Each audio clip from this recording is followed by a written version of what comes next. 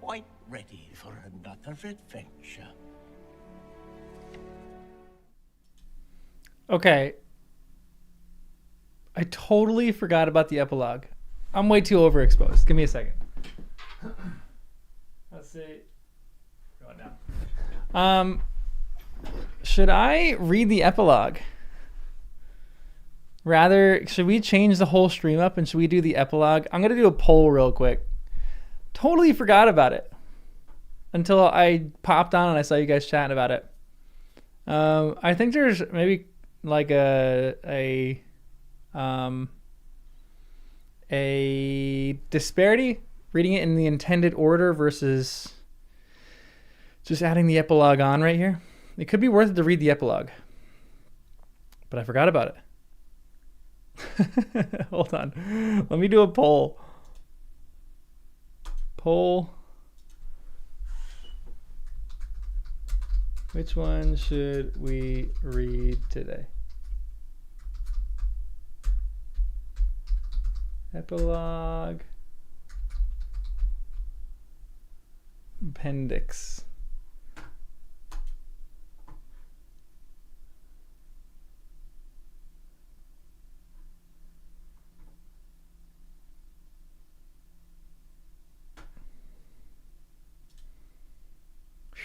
Appendix getting votes. Appendix. Maybe we'll do the epilogue sometime this week though. Just totally forgot about it. It's about 70 to 30. I definitely am going to read it, but so don't worry that I'm not going to read it. Everything that Tolkien has published, we're eventually going to get to and we're going to read. So you don't have to worry about that. Yeah, I feel like and we initially said that this was going to be the appendix, so maybe we just stick with the appendix for today. Appendix is a singular of appendices, I'm guessing.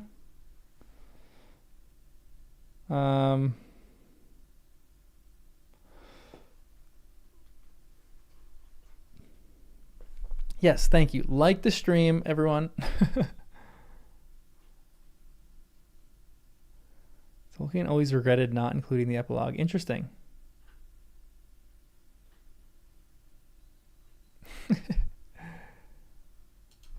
Yeah, the voting is for the appendix. Let's do the appendix today. What we kind of intended to read. Maybe we just do the order of this book. So maybe we completely finish all the appendices and then we just do the epilogue after that. It won't take that long of time.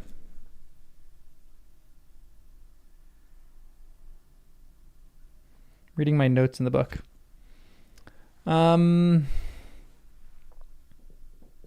Democracy has failed you.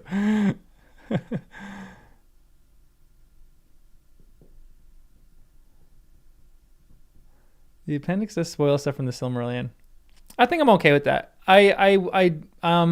So I think I'd say it might spoil stuff for you guys because you guys know stuff in the Silmarillion. Yeah, it might be like a slight spoiler for me, but I mean, all of Lord of the Rings was essentially a spoiler when I watched the movie and then I saw the changes, but still, I think they're going to be mini spoilers. Like there's slight, I think it's going to tell me the story, but I think it's going to be a little different. So I'm okay with maybe tiny spoilers. Just like learning history and dates and stuff like that. Yeah, exactly. And that's what I think too. I like some of the spoilers that you get in the actual Lord of the Rings for the Silmarillion, I just forgot. So when I actually hit those in the Silmarillion, it'd be like I read them for the first time. Yeah, it mentions things that I pretty much already know from some slight spoilers already. Yeah, I'm kind of with you too. I think it'll help me kind of get a good footing on the Silmarillion. All right, the poll has decided. 50 people voted, 71 to 29%. We're gonna do the appendix today. Appendix A, this as scheduled. Hold on, I gotta edit this because I have a space in between the I and the other three I's. That was bothering me. There we go. Perfect. Now we're good.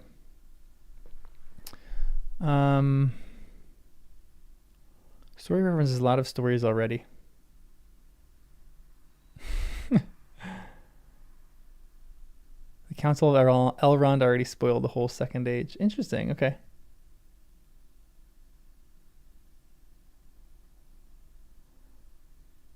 But I had one spoiler, yes. What about second spoiler? The Chicago Manual is the only correct one. But granted, I use 5 different ones. Chicago Manual is the best. But everyone uses a combo of all of them. Let's be honest. Yeah, and it's actually interesting you mentioned that. I think when I'm reading the family tree, the whole half the stream is just gonna be me sitting here going, I'm not gonna read it. I'm just gonna like read it, and I'm gonna go, oh, and I'll just tell you all my thoughts as I'm doing it. Yeah,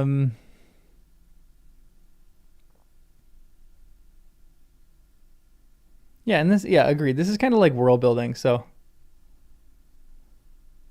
Yes, Nemo, thank you. We are in agreement with that. Unless you're writing in like academic papers or something like that, and you have to adhere to it, but still, it's descriptive, not prescriptive. Nice, and Ava, welcome. I'm glad you guys saw it. Man, are we supposed to get sun today? Because I got to figure out my lighting situation, because I'm still way too overexposed. Give me a second. Let me look at the weather, see if we're going to get sun. Yes, in an hour. I got to change this. I got to go even lighter. Which way is under? There we go. All right. Yeah, it is a little glary. I think we're a bit better now. A little too dark maybe now. I don't want to look like a ghost. That's just my main thing. I'm very pasty, so I don't want to look even more pasty. But when the sun comes out, I might as well just draw the blind, so we're not getting crazy bad lighting. But this is good right now. Yeah, everyone liked the stream. 90 people here. Only 34 people liked. Come on. Oh yeah. I'm gonna do a ranking of side characters, and I'm gonna do a lot of, maybe not ranking, like tier lists of chapters of characters and stuff like that. All that'll come out when I finish my actual essays of Lord of the Rings. Less powerful in daylight.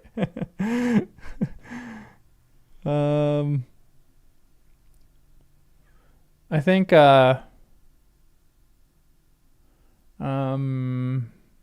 I still have maybe till the end of this week for essays on the Grey Havens. I probably have like 3 or 4 more things I want to talk about that chapter before I actually move on to like really doing the appendices. So I figured I just wanted to read this one though. I wanted to kind of get ahead and actually do another live read. Are you from a county with very little sun? Tier list for every character with a name/title. Yeah. So, and here's a few things. Here's a quick update on everything. All the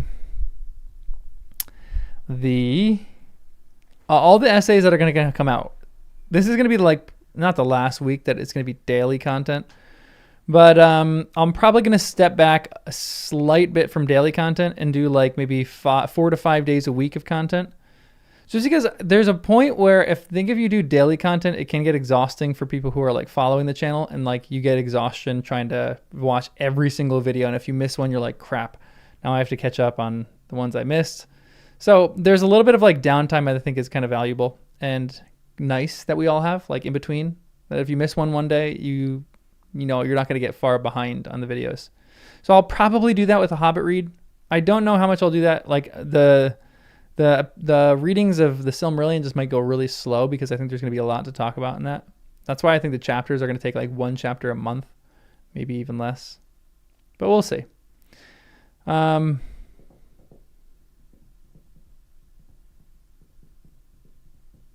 Yeah, I know a lot of people are just way behind, so I should reread the prologue live before The Hobbit. Honestly, that's a great idea. I probably will do that. And I do know how they found the ring too in The Hobbit. Like I know the Hobbit movies a little bit. So some of those spoilers I'm not like that worried about them. You know, I'm gonna draw this blind. This is it's almost too bright. Give me a sec.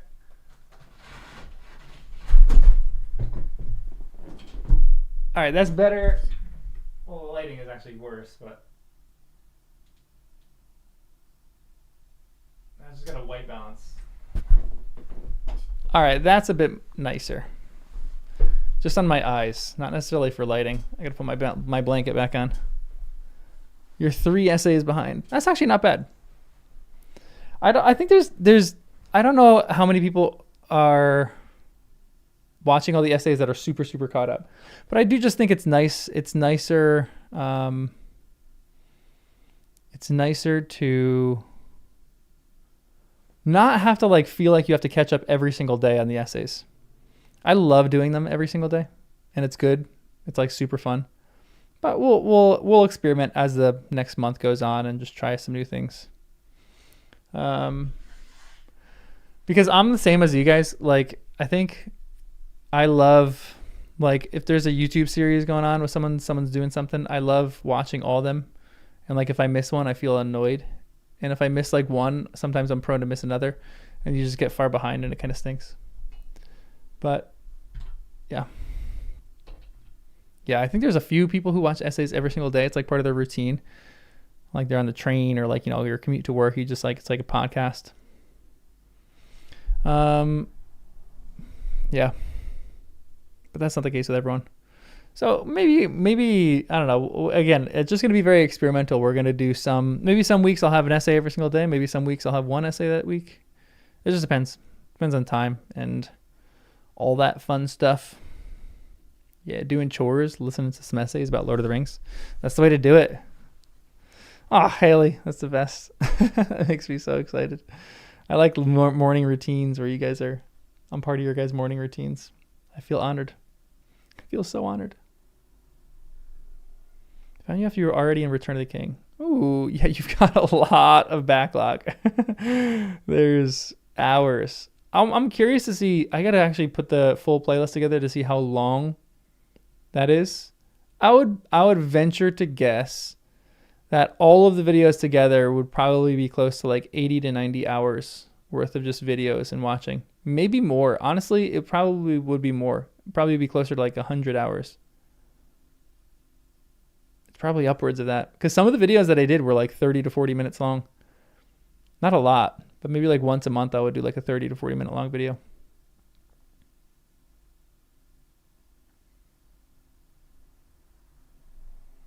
Yeah, some of you guys listen at work. Some of you guys have more time to listen than others.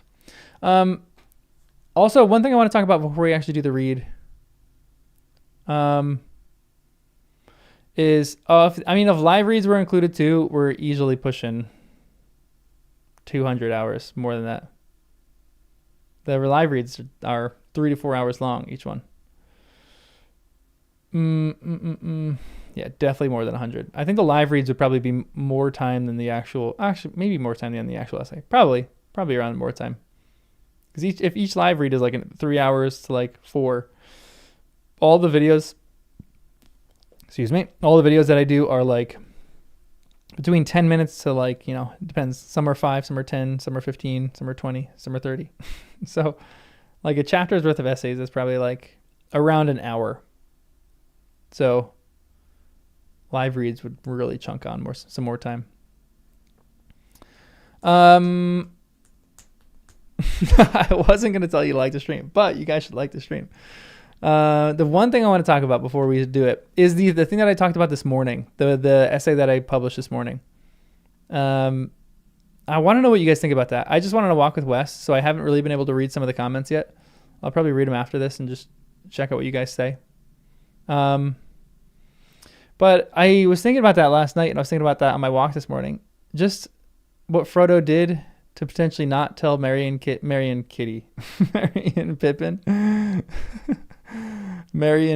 that he was leaving. I understand why he would do that, because I would do that. I'm the same as Frodo. I would love to not have to go through the pain of saying goodbye in a situation like that. So for Frodo, I get that so deeply. But I just still think it's wrong. Especially if it's that grand, if it's that like massive. And again, it's a pattern with him. Frodo has done this twice before in this book where he's tried to go on his journey and then tried to break from the Fellowship on his own. So it's a pattern, and Gandalf recognized that pattern. And so it's very consistent with his character. But it was a little disappointing that Frodo at the end of his life right here didn't realize that this was so serious. So I don't know.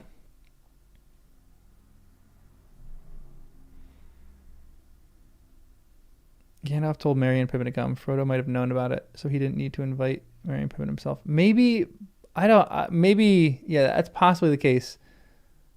Or he had friends who knew his character, and Gandalf really knew his character, so it would have happened, but it still just doesn't seem right.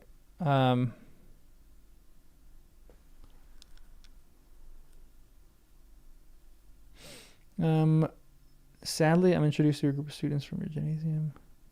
Pal, enjoy. That sounds fun, though. Yeah, and Haley, that's kind of where I am, too. Like, I actually love that is a character flaw of his. Because, again, it's like, he's not a perfect character. So I think that makes him a better character.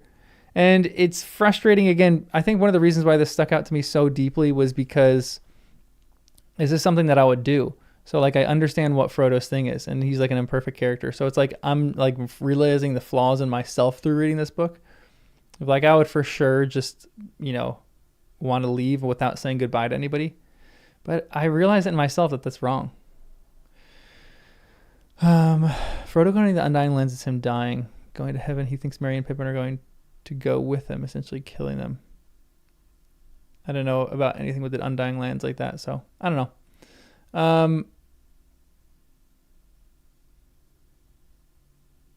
Yeah, this is like a Michael Scott moment in The Office. When he doesn't tell people he's leaving, he tells people he's leaving the day after he's actually leaving. And they have like a little party for him, like a goodbye. They still say goodbye to him. Yeah, and it's interesting that Gandalf tells him because the whole thing, the whole thing was a literary device. I forgot who it was.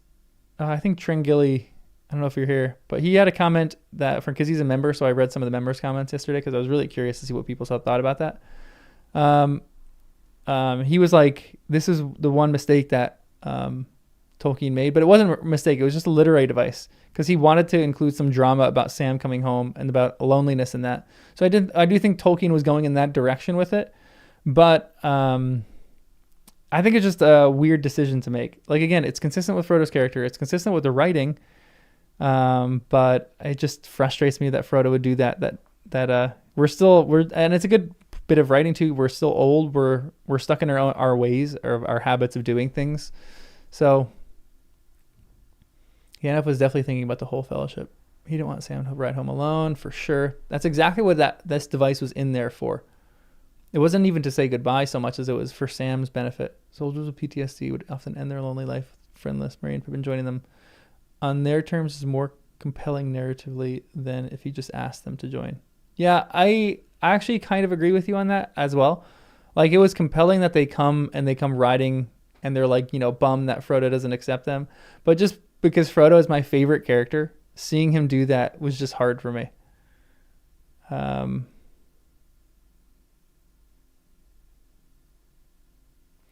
I don't know about, that's the thing. Maybe this is like a difference of opinion. The Undying Lands doesn't seem like it's dying to me.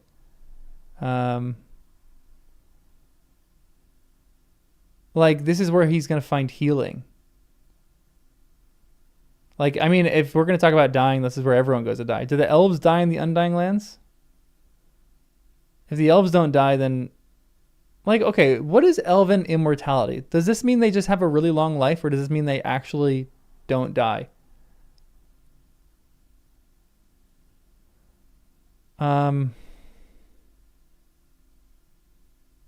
Mortals still die there, but not elves. Would elves have died in Middle Earth? They live as long as the world does.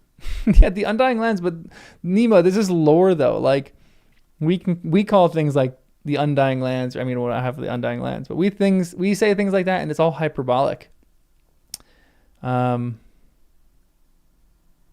Israel, enjoy sleep. I'm not supposed to know the answer to that question. Okay. Good to know. No one give me spoilers. I'm not going to read any more comments. But yeah, I would say I don't necessarily view the Undying Lands as a place where Frodo's going to die and go to heaven. I don't necessarily think that. But maybe it is. Like I just don't have a good grasp on the Undying Lands. I feel like the Undying Lands are where Frodo is going to find healing. Like I don't.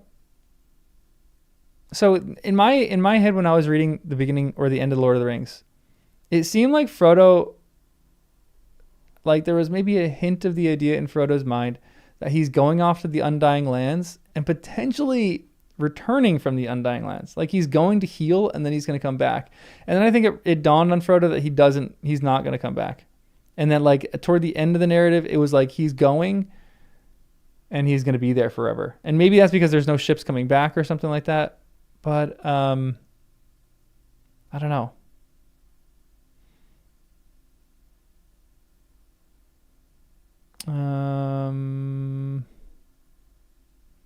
Trying to catch up on some other comments. And I actually don't want to read so much stuff because I know I'm talking about stuff that is like very spoilery.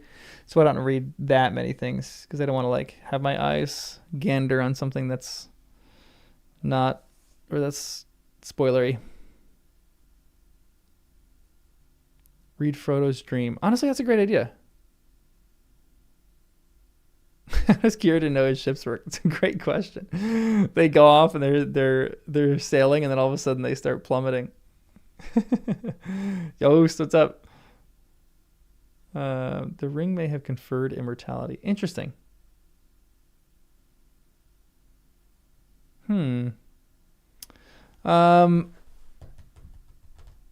Undying Lands like purgatory. Interesting. Yeah, I'm curious to see what other Catholic stuff gets embedded in this.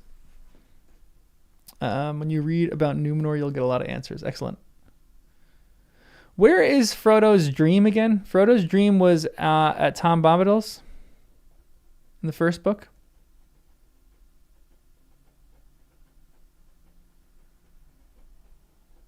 Yeah, I always realize it's funny because I always ask you guys, I'm like, what do you think about this?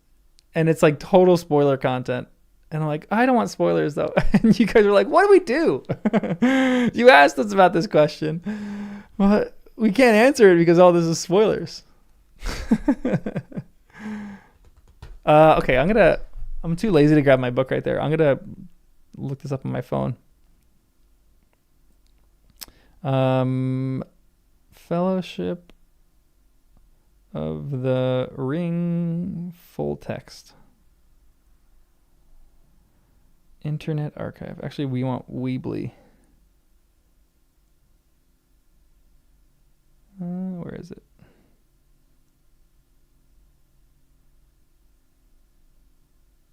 There we go. I can't search. Hold on. It was in the House of Tom Bombadil, right? All right. I'm on chapter 7.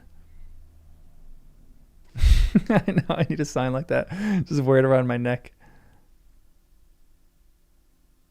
Okay. I'm in the House of Tom Bombadil. He introduces them. I'm sure it's toward the end of the chapter when they're actually asleep. Oh, here we go. Let's read this. In the dead of night, or in the dead night, Frodo lay in a dream without light. Then he saw the young moon rising. Under its thin light, there loomed before him a black wall of rock, pierced by a dark arch like a great gate. It seemed to Frodo that he was lifted up, and passing over, he saw that the rock wall was a circle of hills, and that within it was a plain. In the midst of the plain stood a pinnacle of stone. This feels like Amon Hen. like a vast tower, but not made by hands. On its top stood a figure of a man.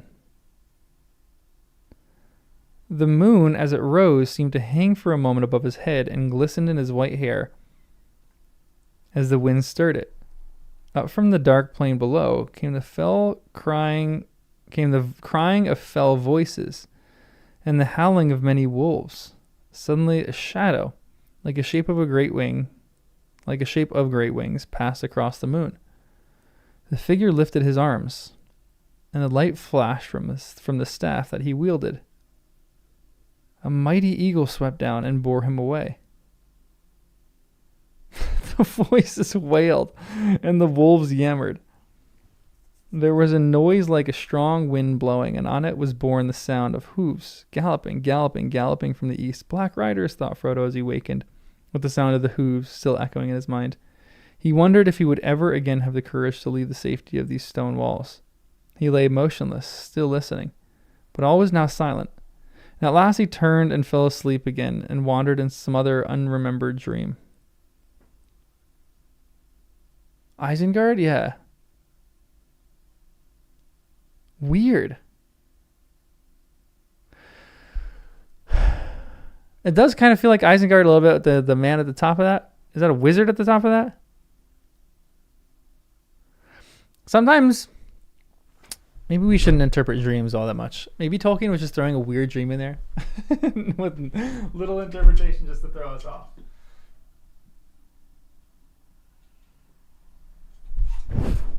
Maybe.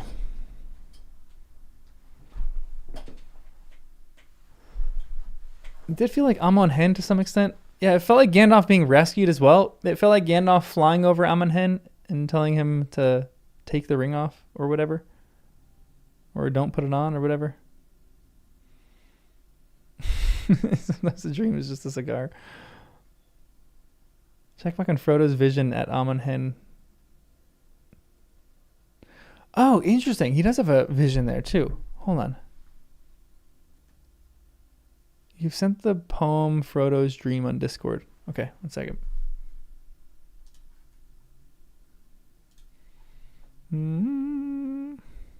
The sea bell.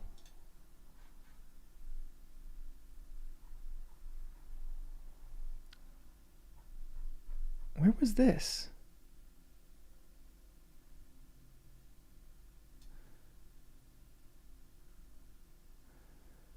It was in a collected group of poems that he published, or in the Adventures of Tom Bombadil.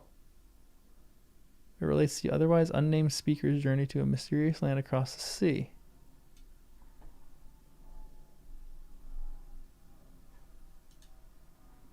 All right, I'm going to read this. It's a little bit long, but we're still going to read it. The poem touches on many themes, which I don't care about the themes. We'll figure out the themes for ourselves. In this introduction, Tolkien suggested the poem, which bore the subheading Frodo's Dream, reflects the dark dreams that visited Frodo during his final years in the Shire, following the destruction of the One Ring. This is very interpretive. Okay, I'll keep that in mind. I walked by the sea, and there came to me, as a star beam on the wet sand, a white shell like a sea bell. Trembling it lay in my wet hand. And my finger shaken, I heard it waken, a ding within by a harbor bar, a buoy swinging, a call ringing, over endless seas, faint now and far. Then I saw a boat silently float on the night tide empty and gray. It is later than late, why do we wait? I leapt in and cried, bear me away. It bore me away, wetted with spray, wrapped in a mist, wound in sleep, to a forgotten strand in a strange land, in the twilight beyond the deep. I heard a sea bell swinging in the swell, dinging, dinging, and the breakers roar, on the hidden teeth of the perilous reef, and at last I came to a long shore. White it glimmered.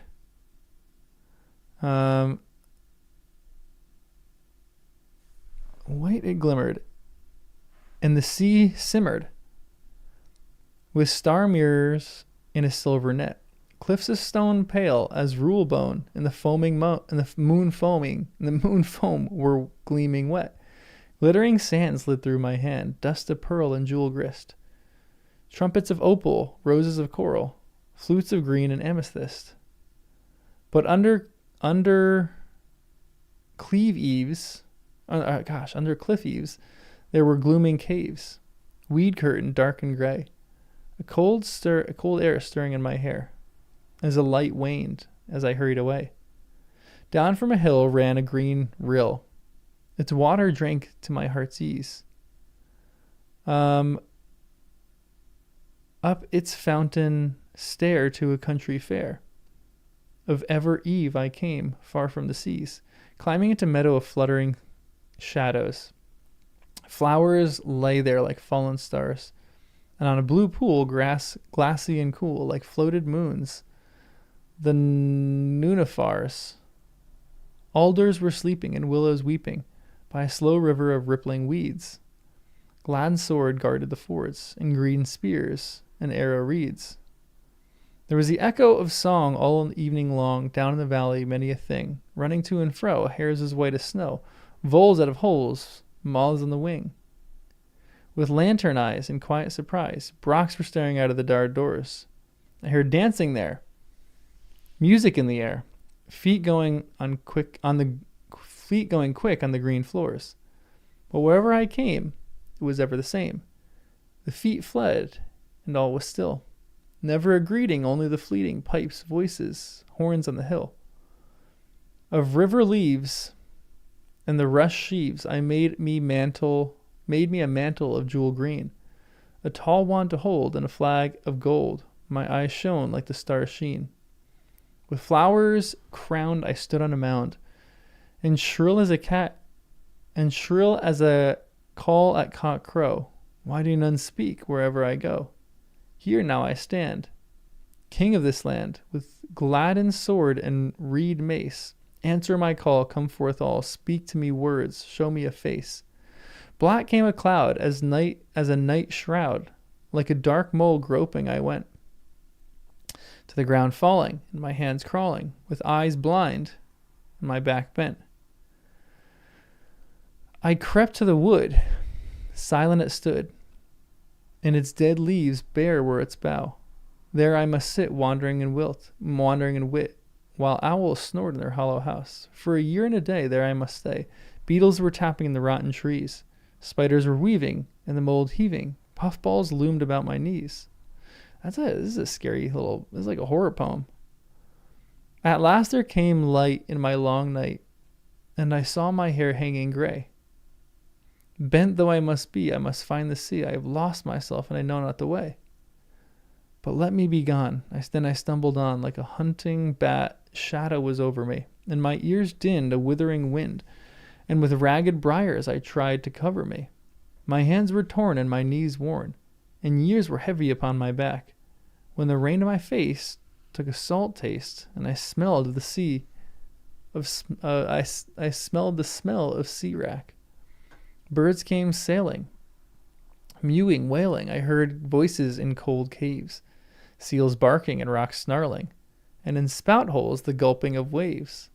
Winter came fast, into a mist I passed, till land's end my years I bore. Snow was in the air, ice in my hair, darkness was lying on the last shore. There still afloat waited the boat, and the tide lifting, its prow tossing. Wearily I lay as it bore me away, the waves climbing, the seas crossing. Passing old hulls cluttered with gulls, and passing ships laden with light, coming to a haven dark as a raven, silent as snow deep in the night. Houses were shuttered, wind round them muttered, roads were empty. I sat by a door, and where drizzling rain poured down to drain, I cast away all that I bore. In my clutching hand some grains of sand, and a seashell silent and dead. Never will my ear that bell hear, never my feet that sure tread. Never again, as in sad lane, in blind alley and long street, ragged I walk, I talk to myself, for still they speak not, men that meet. Huh, Yeah, that felt a little like Edgar Allan Poe a bit. I gotta read that on my own time to just figure out what was going on in that. Yeah, until we're gonna read the appendix, I promise. This is all just intro stuff. We've been doing intro stuff for 45 minutes. But we're gonna actually get to reading. I'm on hand. Frodo just sees things many far off and hears what Gandalf's voice is telling him to take off the ring. Yeah, that's what I felt like it was too. That's why that dream that he has felt a little similar to that, but I don't know. But that's a poem that I'll dissect on another day. All right, we've done enough intro stuff. Now, let's get to the appendix. This is Appendix A. Don't know what's going to go on in these. I'm excited for some history. We're essentially going to read Appendix A. Like, this is like... How many? 1 to 3, which is like 10 pages. So we're going to start light today. Oh no, 1 to... Hold on. 3 is... Wait, where does... Oh yeah, we're going to do 1 to 3. 3 ends... It's like 15 pages. And it's a little bit smaller of font, so this might take longer than a typical read. The other dream that Frodo had. Where was the other dream that Frodo had?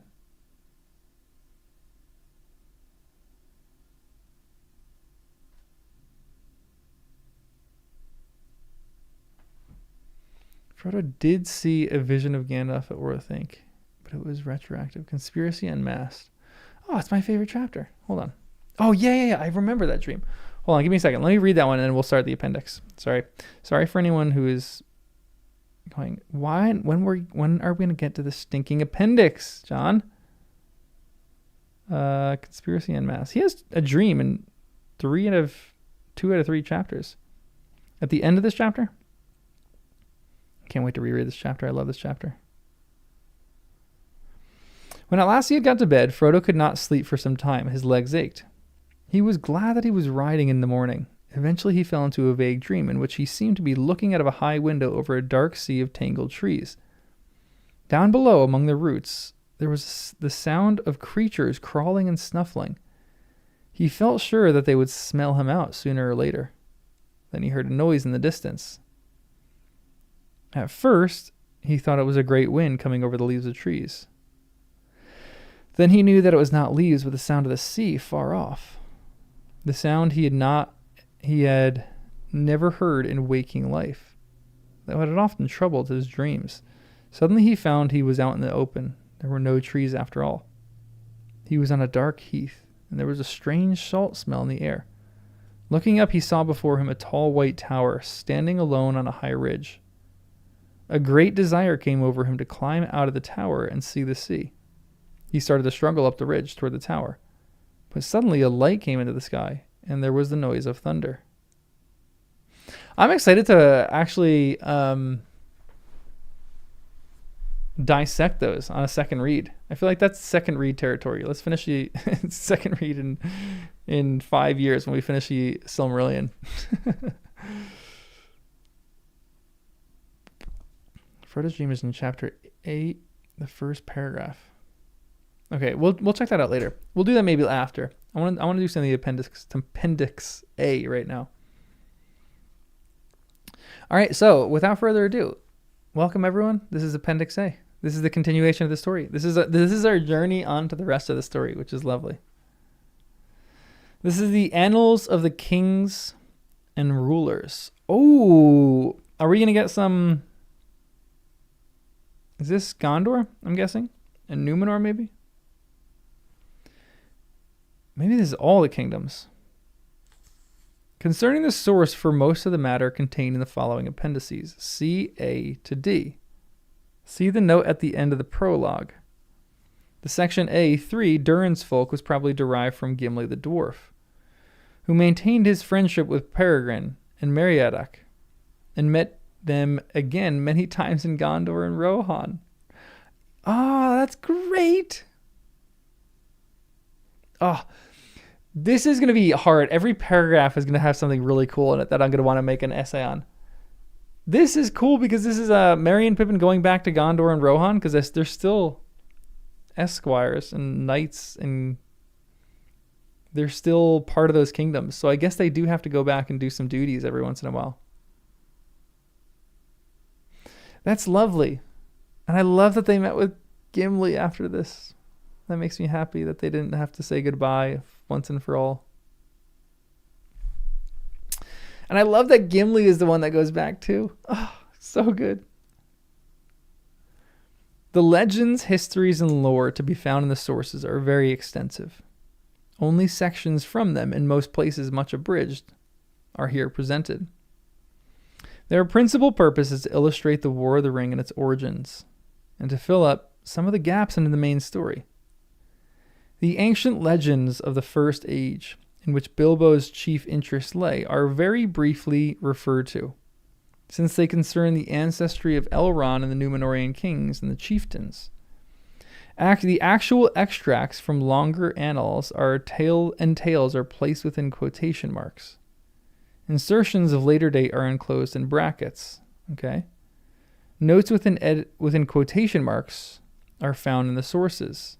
Others are editorial, which there's a footnote that says, a few references are given to The Lord of the Rings by volume and page, and to The Hobbit by page. Okay.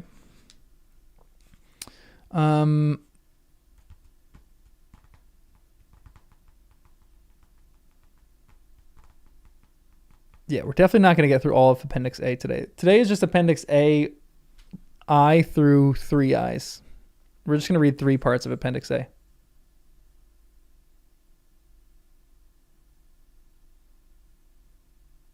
Yeah, he didn't discharge him. He had to in my head, he was like, we're going to settle the northern place of Arnor, and maybe he's going to be like a little esquire knight there. But I don't know. I'm just creating headcanon right now.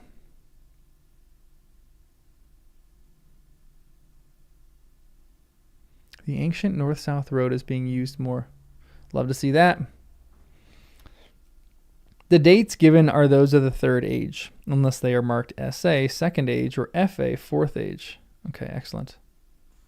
In this edition, the dates have been revised and some errors amended. Most of these were accidents occurring in the course of typing and marking.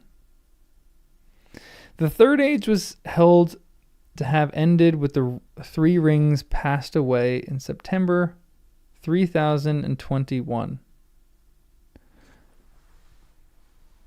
Huh?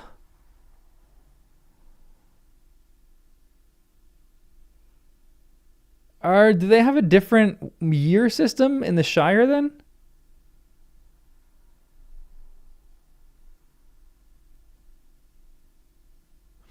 Because it was 1420 in the Shire.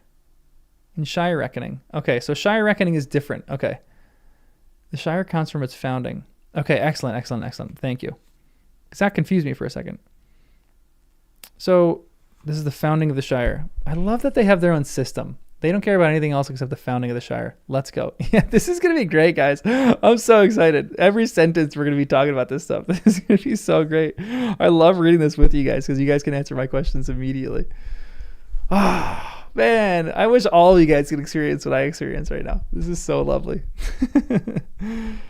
The Third Age was held to have ended when the 3 rings passed away in September 3021.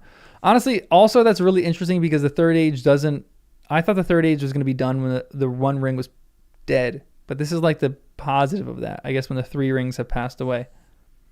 But for the purpose of the records in Gondor, the First Age, but for the purpose of records in Gondor, First Age, or Fourth Age, sorry, FA is Fourth Age. Fourth Age, for Fourth Age 1 began on March 25th, 3021. So that was the passing of the 1 ring. That was the destruction of the ring. Yeah.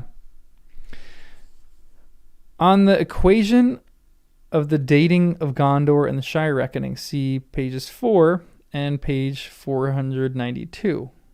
So I really have to go back to the intro. Yeah, so they do both. So that's got to be confusing for, I mean, maybe not crazy confusing, but one is September. This is like Gregorian versus, what's the other calendar? I don't know. I don't know my calendar sometimes. I don't know my calendars. In lists, the dates following the names of the kings and rulers are the dates of their death. If only one date is given, the sign, little cross thing, indicates a premature death in battle or otherwise. Oh, though an annal of the event is not always included. Interesting. Okay. Oh, this is going to be so great, guys.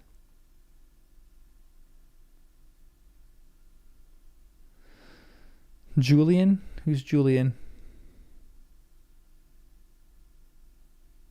Oh, Julian calendar. Thank you. Yeah, thank you. Yeah. I was like, what are you guys talking about? There's a Julian that I missed? Yeah, Gregorian and Julian. Okay. Appendix A, number 1. This is Numenor, the Numenorian kings.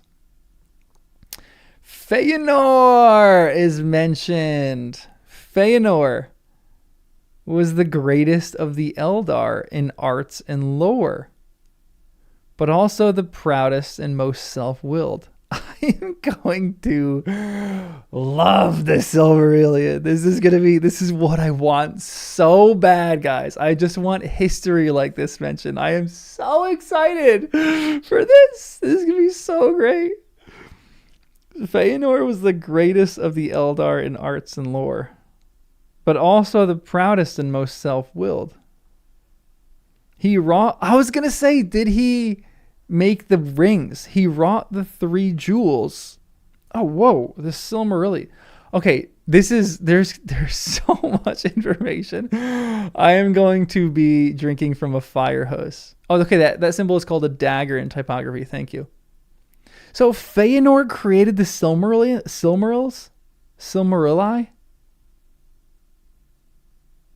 I still don't really know what the Silmarils are. They're jewels.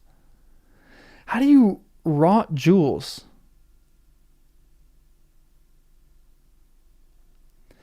And filled them with the radiance of the 2 trees, Telperion and Laurelin. No likeness remained in Middle-earth of Laurelin the Golden. Oh!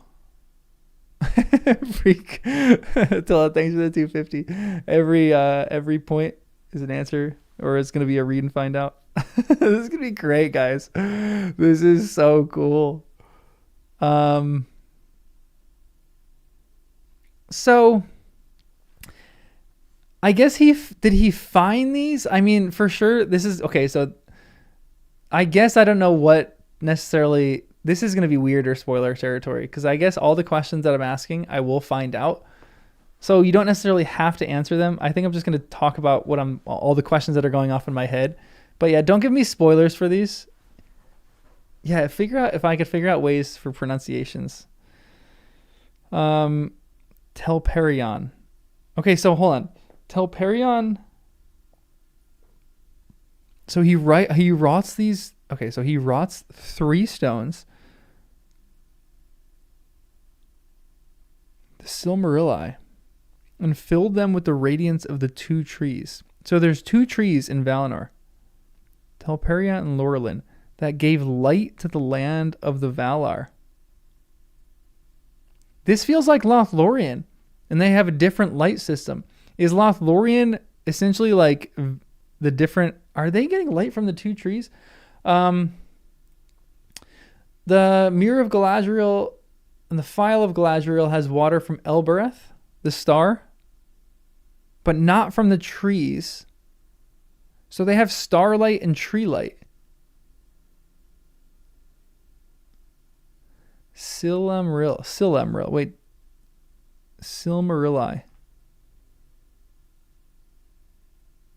But this one says, this is S-I-L. It's on 2 lines, so it's annoying. S-I-L-M-A-R-I-L-L-I.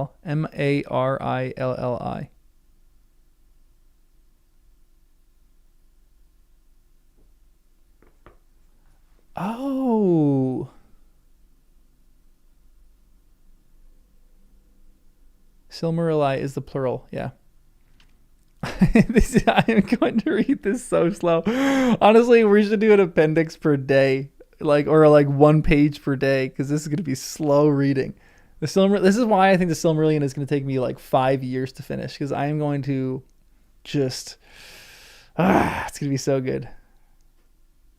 Yeah, I know. This is Kathy. I'm kind of with you. I'm not reading all comments really right now. I just don't know where I stand on spoilers for some of this kind of stuff. Like, I will figure all this kind of stuff out in the Silmarillion, and I probably will all be like new to me. But I am just going to ask a lot of questions here. You guys can kind of answer if you want. If I really feel like I don't want a spoiler, then I'm not going to look at chat. But we'll kind of figure it out as we go. I feel like I need a diagram in my mind. Okay, so I want to quiz myself. So there's 2 trees, Telperion and Laurelin.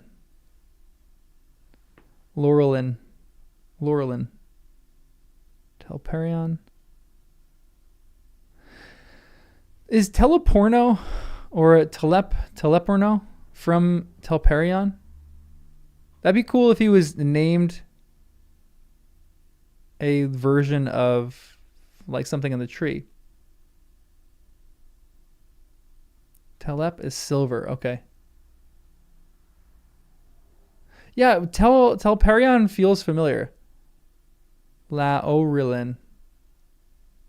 My pronunciation is going to suck, guys.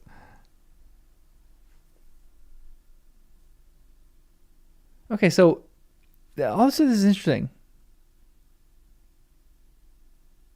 Telperion that gave light to the land.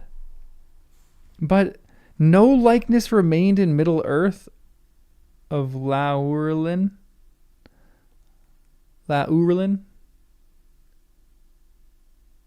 Silver tall.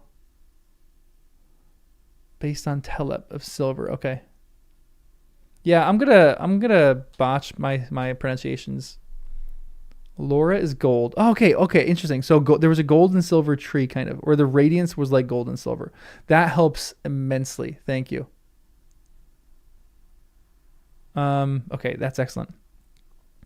Telperion, gold and silver tree that gave light to the land of the Valar.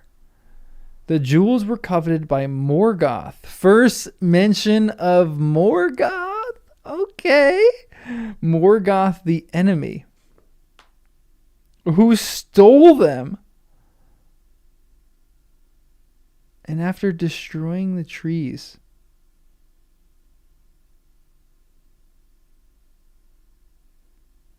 he destroyed the trees?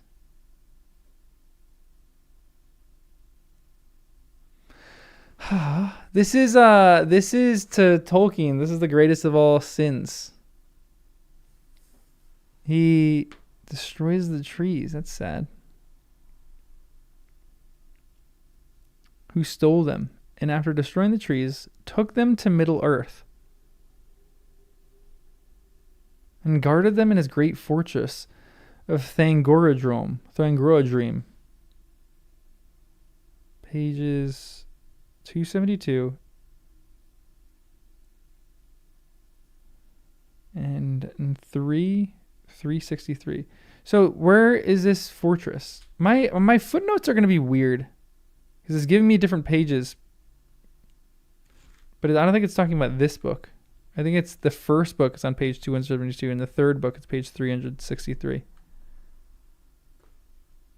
But 363 is further in advance.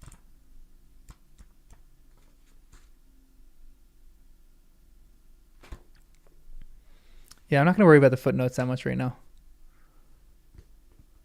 So that's in the far north.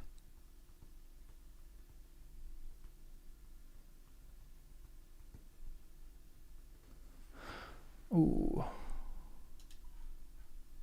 Ooh, dang. Those trees are huge. So they're massive trees.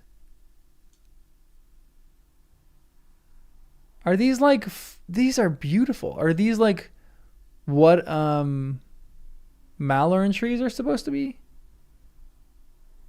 These definitely seem like more unique trees. Because one is glowing gold and the other is glowing silver. I've never seen trees like that before. That is beautiful. I want to go there. They were momentarily in Rings of Power. I don't remember 99% of Rings of Power. Really, the only thing that I actually remember in Rings of Power was them going back to Valinor and like they're discarding their armor. And they hear the singing and they sing in unison with them. But I really don't remember anything else about Rings of Power. We'll get there when we get there, maybe. Thangora Dream. Interesting. Okay, so Morgoth destroys the two trees. That's so sad. How does he destroy these trees? I'm really curious how he destroys these trees. Like, is he just, because that would take a long time to axe through those trees. Those trees are like huge. Against the will of the Valar, Feanor forsook the blessed realm. Oh, interesting. Is this why elves went to Middle Earth? Against the will of the Valar. Already, this would be the greatest movie ever. Blah, why don't they make movies out of this stuff? Come on. Against the will of the Valar, Feanor forsook the blessed realm and went in exile to Middle Earth, leading with him a great part of his people. For in his pride, he purposed to recover the jewels from Morgoth by force. Thereafter followed the hopeless war of the Eldar and the Edain against Thangorodrim, in which they were at last utterly defeated. No! The Edain? Dunedain? Edain, what does Edain mean? Is this where Dunedain comes from? The Edain? Men? Ugh, let's go. Edain means men, so okay. That's probably the next sentence. The Edain were three peoples of men who, coming first to the west of Middle Earth and the shores of the Great Sea, became allies of the Eldar against the enemy. The Edain Etani. Interesting. I love that my questions are always answered in the next sentence, but I just don't read the next sentence. I just ask you guys the questions. Guys, this is going to be the joy of a lifetime to do the Silmarillion. I cannot wait. This is making me so excited. But it's going to be such slow reading. So slow. There were 3 unions of the Eldar and the Edain, Luthien and Beren, Idril and Tuor. I have never heard of them. Idril, someone's name on this is Idril. One of your guys' name is Idril. I think Idril just went to bed. That was Idril, right? Idril and Tuor, Arwen and Aragorn. Interesting. So there was only 3 unions. That's crazy that in all of Middle Earth's history, or in all of this world's history, there's only been 3 unions of elves and men. That's a little shocking to me. By the last, long-sundered branches of the half-elven were reunited and their line was restored. By the last, long-sundered branches of the half-elven?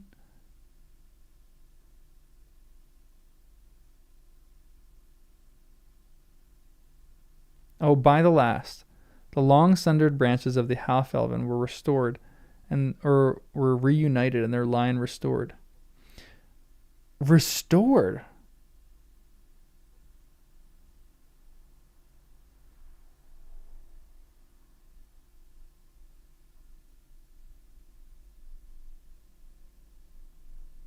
So was there a whole group of people that were half-elven and then these people died off? And then all of a sudden they're back now because there's unions of elves and men? Yeah, all this is a read and find out. These are just questions that are going on in my head. I'm not going to read any comments if I don't want to. I'm just telling you guys everything going on in my head. Oh my gosh. I'm like giddy inside for being able to read this.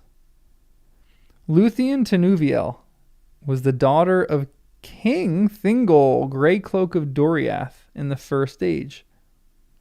But her mother was Melian of the people of the Valar. Oh, interesting. Wait, King Thingol, Grey Cloak of Doriath in the First Age. So was she half elven?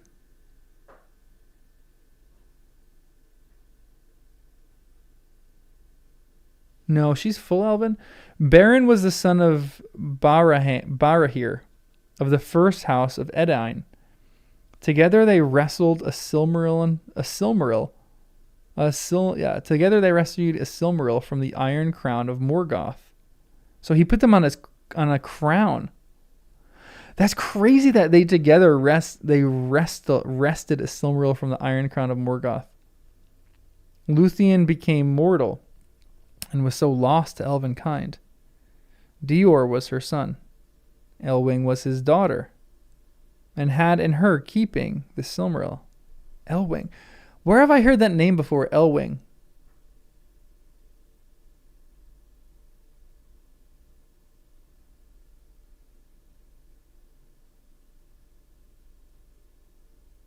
She was half elven, half angel or goddess? Dang.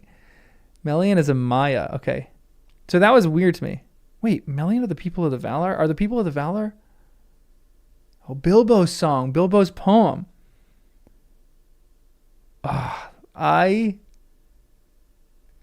This is the best, guys. I'm getting so giddy and exciting. Yeah, Tolkien, baby, learning all this stuff. Flying Elfwin came to him. That's right. This is going to be too interesting. Honestly, we might only be able to get through one part today.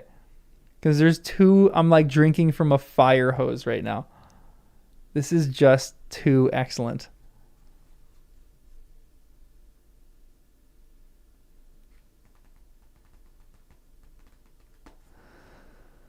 Okay. The people, I have so many questions. So these are all the questions that are going in my mind. And I think maybe for spoilers, I'm just going to ask these questions and you guys can chat about them, but I'm probably not going to like rewatch chat because, I just don't want any spoilers for this. My questions are, the people of Valar, her mother was Melian. So you guys just told me Melian is the Maya, which I don't necessarily know what a Maya is all that much right now. Her mother was Melian. So if she's half elf, half goddess, so she's the daughter of King Thingol, Grey Cloak of Doriath in the First Age. So to me, I don't know where this is. Can I look stuff up on a map?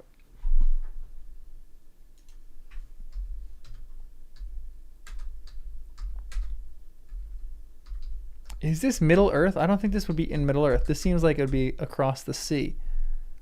Dude, this is so amazing. Don't look it up? Okay, I'm not looking it up. It's a different map. It will become clear in the Silmarillion. Okay, excellent. Thank you. So I'm guessing this is across the sea, but the people of the Valar... Maybe Valar is different from Valinor or someone. This is so good, guys. I want to know this story so bad. I hope this is what Beren and Luthien is about.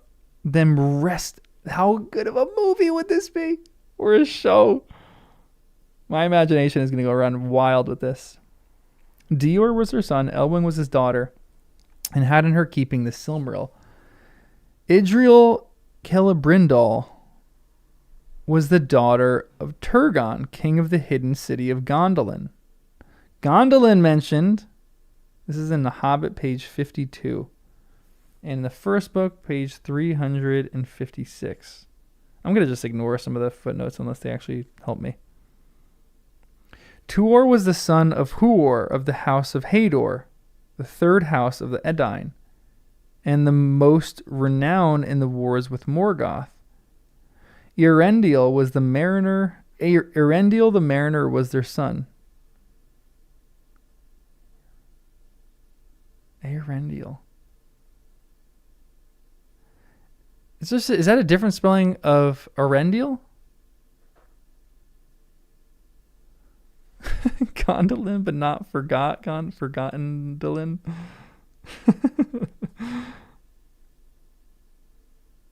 The hidden city of Gondolin. Why is it hidden?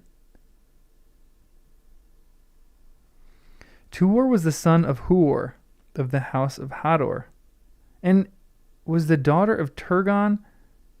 Is Gondolin an elven city or a city of... Oh, no, that's an elven city, probably. Tuor was the son of Huor of this house of Hador, of the third house of the Edain, and the most renowned in the wars with Morgoth. Earendil, the mariner, was their son. Gondolin was an introverted city. I would love to live in Gondolin. Earendil wedded Elwing. Oh, no way! So they were kind of the same generation to some extent? Good, Nico. I'm glad.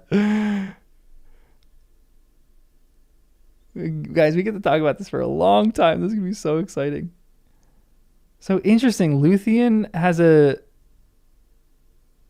Elwing was his daughter. Elwing was the granddaughter of Luthien and Beren.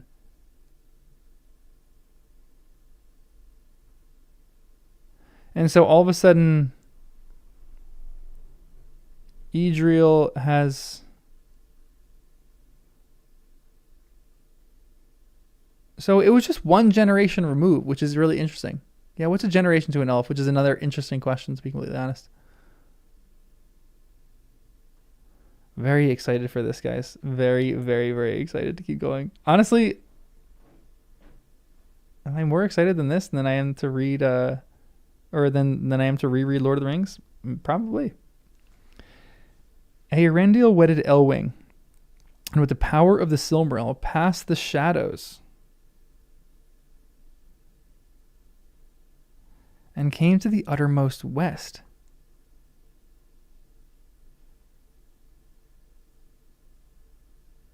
What's west of Westeros?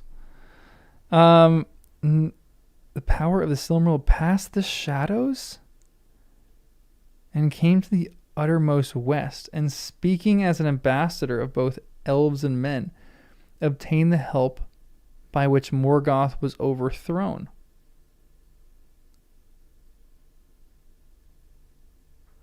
Passing the shadows? Did she pass into the realm of the gods?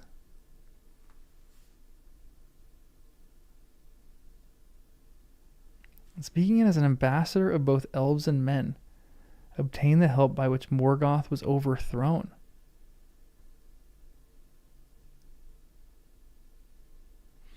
Earendil was not permitted to return to mortal lands.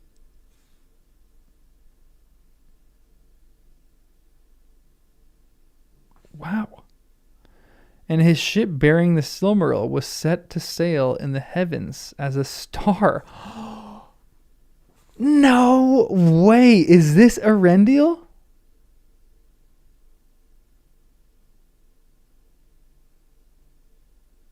And a sign of hope to the dwellers in Middle-earth oppressed by the great enemy or his servants.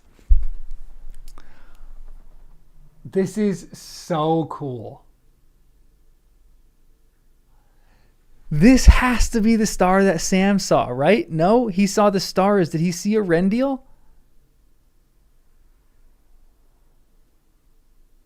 So Earendil is literally a dude? Oh my gosh, a dude on a ship?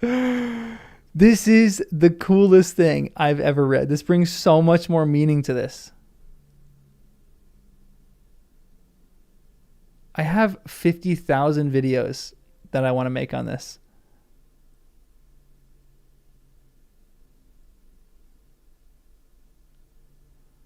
The light of Earendil is in Galadriel's file. Elrond's dad is a star. Imagine, dude, this is crazy.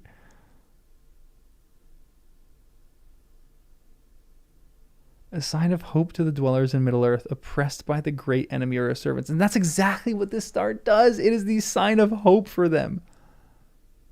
And it makes so much better because this guy, again, I don't know any of the backstory really behind this, but apparently he was seeking a way to defeat Morgoth. And it's weird in that they didn't permit him to set sail back to the mortal lands. They say, no, the way to defeat him is to become a star and give hope to future generations that there is a way.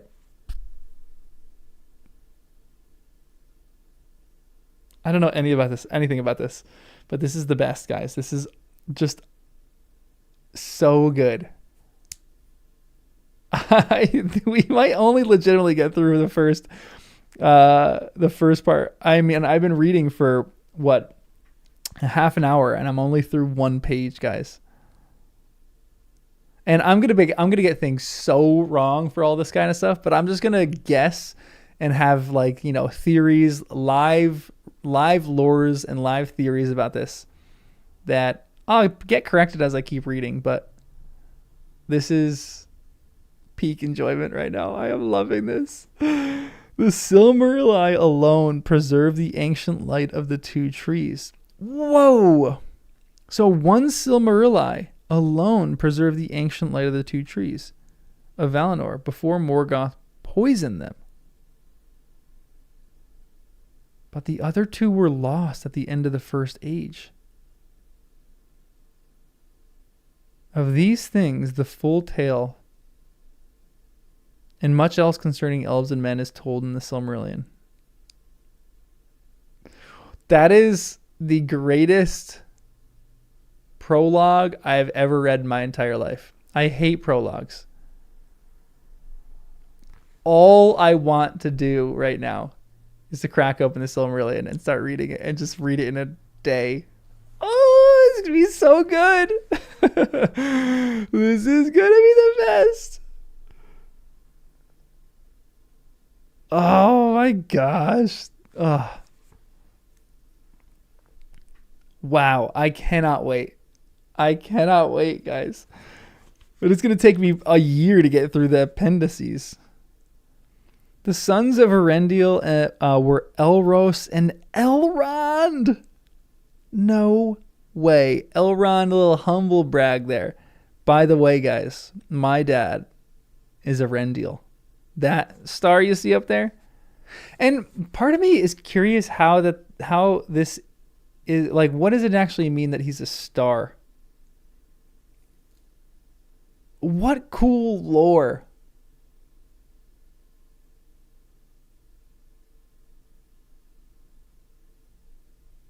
Ah, this is such cool lore. His sons were Elros and Elrond. What happened to Elros? The Peridil of half elven. So he is half elven. It goes in the family. That's interesting that it is like a family line of these people. Yeah, this is mythology, which I love. It's so fun. It makes me furious that I'm sure this is what the Silmarillion is going to be. It makes me furious that an editor out there read this and a publisher was like, this isn't fun enough to print. They don't know what they're talking about. This is the greatest thing ever. And I'm not even in the Silmarillion yet. I've read one page of the appendix, and this is all I want in my life. I just want books and books and books on this. In them alone, the line of the heroic chieftains of the Edain of the First Age was preserved. Interesting. Really interesting, actually.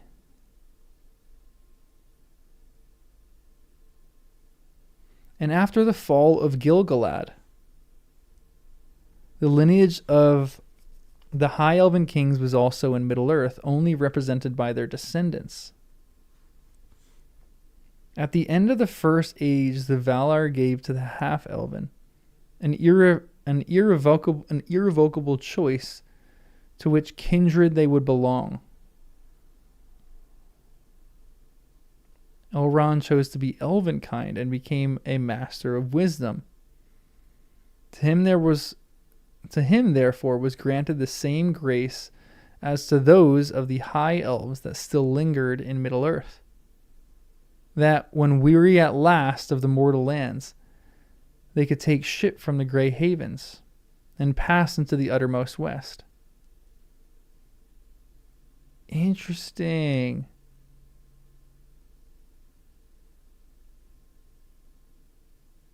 That when weary at last of the mortal lands, they could take ship from the Grey Havens and pass into the uttermost west. So the uttermost west just is the Undying Lands, Valinor.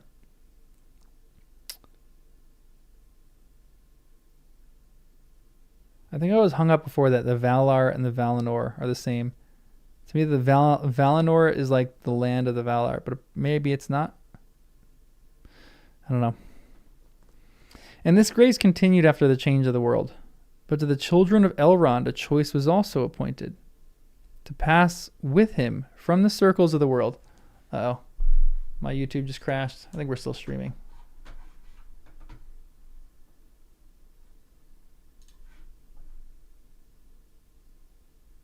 Valinor means land of the Valar. Okay, interesting. Vala land. Okay. Still here. Okay, excellent.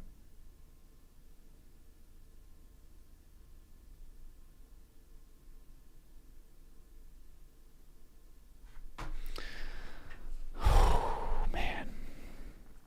It's only been like a page and a half, and I feel like, again, this is like so much information.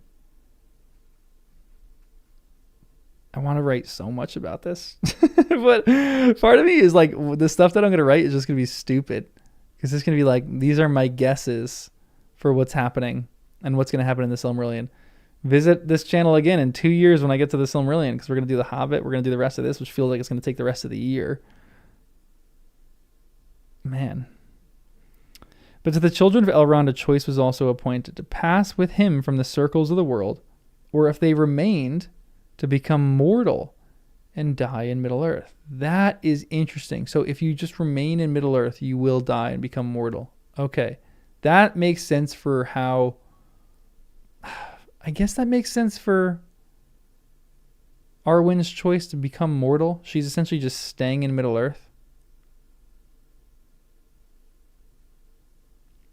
Do you sacrifice your immortality? I want to know about Beren and Luthien and Idril and Tuor. I want to know more about them for what it means to actually become mortal. For Elrond, therefore, all chances of the War of the Ring were fraught with sorrow.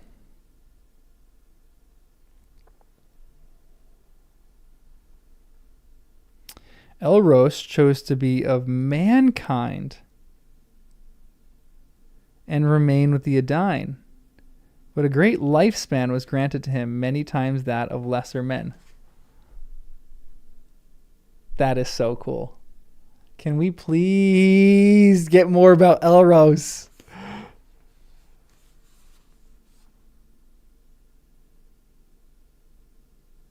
%. This is what the Dunedain then become, right? These are like probably the first descendants of the Dunedain.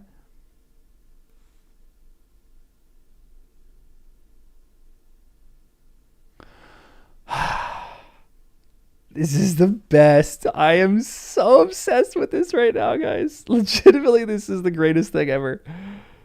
As a reward for their suffering, I haven't even taken notes because I've been totally enmeshed in this. This is something different. I've never experienced like something like this before. This is just the best, guys. As a reward for their suffering in the cause against Morgoth, the Valar, the guardians of the world. Okay, excellent. So the Valar, the guardians of the world, granted to the Edain a land to dwell in, removed from the dangers of Middle-earth.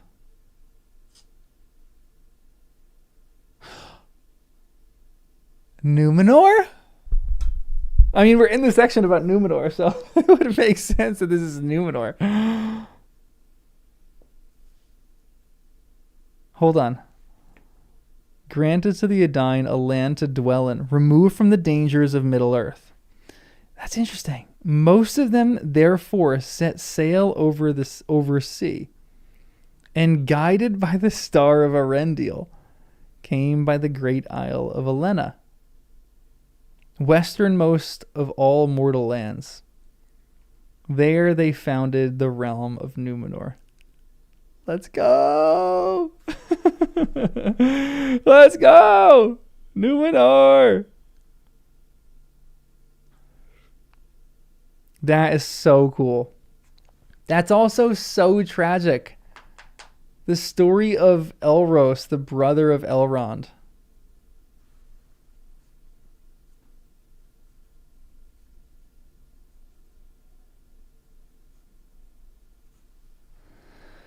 Man. There was a tall mountain in the midst of the land. The Meneltarma. And from its summit, the far-sighted could descry the white tower of the haven of the Eldar and Erisea. Interesting. So if you go to the top of this mountain, you can look across the sea and see the tower in Valinor or in the Undying Lands, which is the same, right? Meneltarma means heaven pillar. Interesting. Okay. All Eldar could go. Okay. Guys, this is so fascinating. This is peak reading right here. This is the best. Thence the Eldar came to the Edain and enriched them with knowledge and many gifts. Cool. But one command had been laid upon the Numenorians. The ban of the Valar. They were forbidden to sail west, out of sight of their own shores, or attempt to set foot on the Undying Lands. That feels ominous. This is probably why this land is no more. ...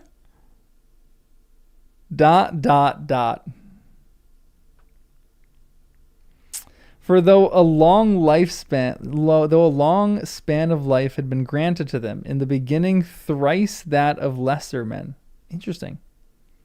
They must remain mortal, since the Valar were not permitted to take from them the gifts of men, or the doom of men, as it was afterward called. Cool. So their mortality was a gift, and then later it was called a doom. That's cool.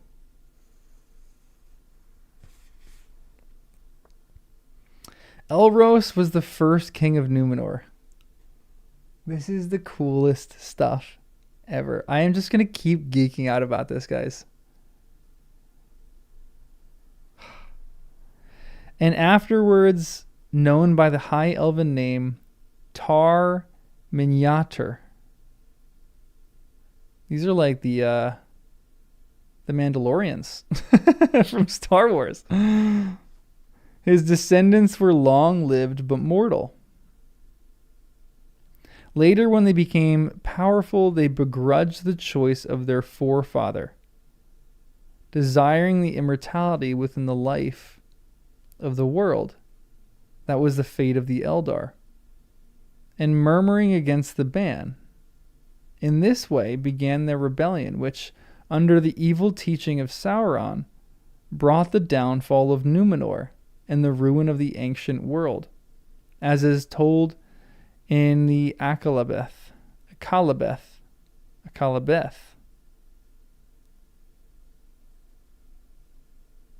Interesting. Yeah, Tar just means king, I'm guessing, because I'm seeing all this in the next paragraph. It's Tar, Elendil, Tar, Amandil, all that stuff. So, king.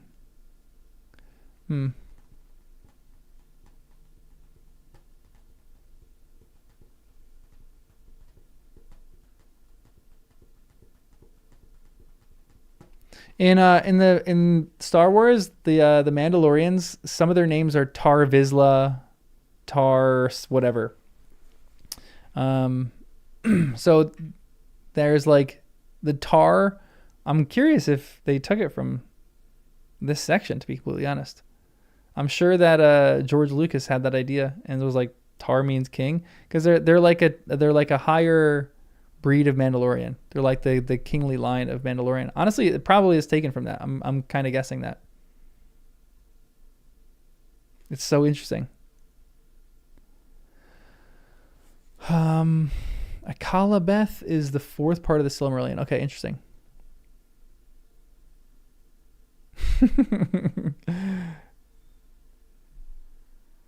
They're called tar because they stick to life so strongly. Interesting. Love that. Yeah, I don't know like deep lore of Vizsla is the family name. Not sorry, that's right. Yeah, I gotta get into the deep lore of Star Wars. We'll get there eventually. Okay. Elros is like my new favorite side character. I want so much about him. So he was the first Numenorian king. And it's so interesting that they're given the choice. Like, I'm so curious about what this choice actually looks like. Yeah, for sure you're late, but really, are you late? We've been going for like 2 hours or an hour and a half. And we're 2 pages through this, so. Honestly, we might only just be able to do one section. We'll maybe just do the first 2, because the first 2, there's like 2 pages left. If we try to do 3 is longer. And I don't think we'll be able to get through 3. I mean, 3 is like 3 pages, but 3 pages right now on this pace is 2 hours. But yeah, so part of me wonders how, what this like meeting looked like with the Valar. So like they come down to Elros and Elrond, and I want to know what happened here. Maybe it was more of an internal thing where like they felt guided by something and they just kind of made a decision to either stay or, you know, maybe it was guided in that way. Maybe there actually was like a meeting here. Maybe it was like the Valar come visit them in like a dream, or I mean like a vision or something like that. Or maybe there's like an actual meeting. That'd be cool. I don't know what it is, but I want to know. I want to know. These are the names of the kings and queens of Numenor. Elros. Tar Miniatur. Vardamir. Tar Amandil. Tar Elendil. Elendil is early on. Elendil is the 3rd king of Numenor. Tar Meneldor. Tar Aldarion. Tar Enkalime. Enkalime, the first ruling queen. Enkalime, that's what he says with the light of Earendil. That's how he lights it. Enkalime. Interesting. I'm going to have a bunch of like little like flags going out. Oh, different Elendil. Okay. Interesting. So little repetitive names. Okay. Good to know. Tar Anarion. Anarion was from what? Anarion, is that a region? I've heard that name a few different times. Isildur's brother? Elendil's son, Anarion? Okay. Yeah, I've heard that name a few different times. Anorian. I'm thinking of Anorian. Thank you. Different Anarion. Okay. Different ones. So just repeats of names. Tar Surion. Sounds a little too close to Sauron. Tar Telperion, the 2nd queen. The queen's names are so cool. I like how the queen's names have those little 2 dots over that. What are those called? Tar Minastir. Tar Kiryatan. Tar Atanamir, the Great. Ooh, the Great. Tar and Kalimon. Tar Telemaite. Tar Vanni Melde, the 3rd queen. Tar Alcarine. Tar Kalmakil. After Kalmakil, the kings took the scepter in names of Numenor, or Adunaic tongue. R. Okay, interesting. R. Adunacor. R. Zimmerthon. Zimmerthon sounds like one of the mountains in the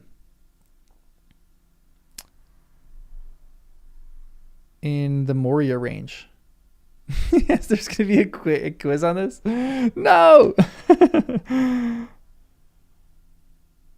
Zimmerthon. I got to remember what those mountains are called.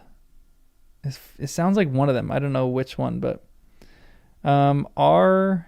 Sakalthor. This looks like the language of the dwarves too. This looks a little bit more harsh. R. Gimilzor. Gimil, like Gimili. R. Inzaladun. Inzaladun repented of the ways of the king and changed his name to Tar Palantir. The Farsighted. Whoa. He repented. It's interesting that he repented of the ways of the kings and changed his name back to Tar. So they go back to Tars. But why is that something worth repentance? They took the scepter names of the Numenorian and Dunaic languages.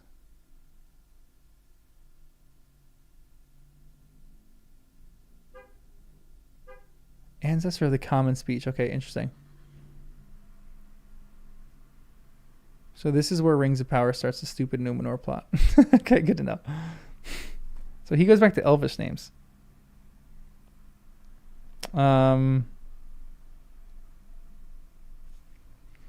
His daughter should have been the fourth queen, Tarmiriel.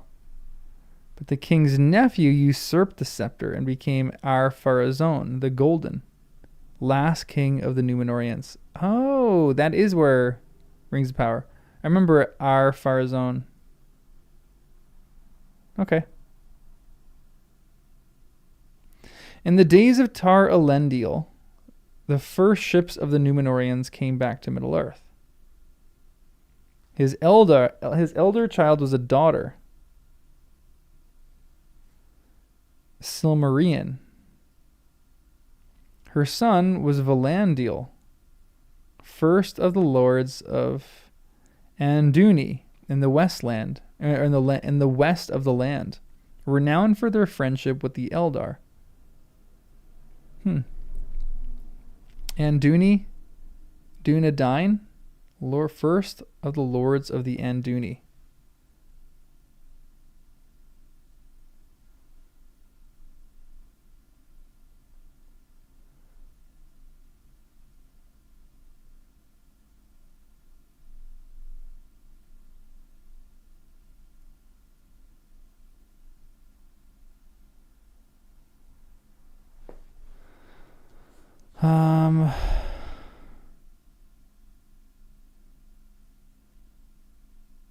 Anduni is a western part of Numenor. Okay, interesting. I was curious if it was like another island in the west of the land, renowned for their friendship with the Eldar. From him were descended Amandil, the last lord, and his son Elendil the Tall. Elendil is the Tall. That's cool. The sixth king left only one child, a daughter. She became the first queen. For it was then made a law of the royal house that the eldest child of the king, whether man or woman, should receive the scepter. Interesting. Okay. So this is all first age. Oh, this is so good. The realm of Numenor endured to the end of the second age and increased ever in power and splendor. And until half the age had passed, the Numenorians grew also in wisdom and joy.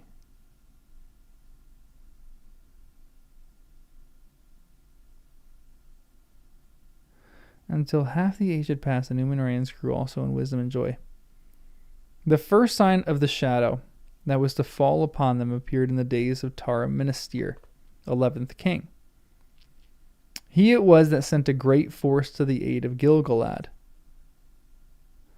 He loved the Eldar but envied them. The Numenorians had now become great mariners, exploring all the seas eastward. And they began to yearn for the west and the forbidden waters. Don't do it. And the more joyful was their life, the more they began to long for the immortality of the Eldar. Interesting. So Numenor is second age? Okay. Oh, yeah, that makes sense. Okay. Yeah, because this is second age and through fourth age, really. Moreover, after Ministir, the kings became greedy of wealth and power. So the downfall of Numenor is greed. And I guess lust? Not lust, envy? At first, the Numenorians had come to Middle-earth as teachers and friends of lesser men afflicted by Sauron. Weird.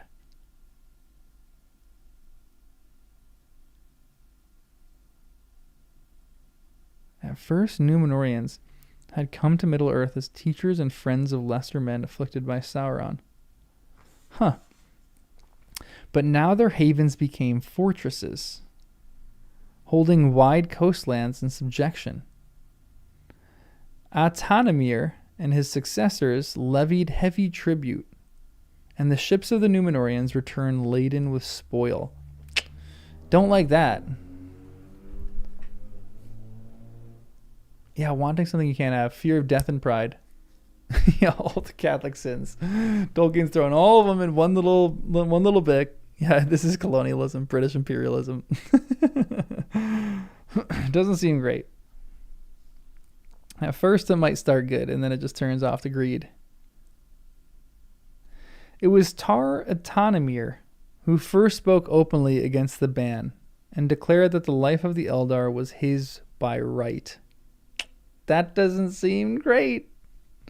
Thus the shadow deepened, and the thought of death darkened the hearts of the people. And then the Numenorians became divided. On the one hand were the kings and those who followed them, and were estranged from the Eldar and the Valar. On the other were the few who called themselves the faithful. They lived mostly in the west of the land. So interesting.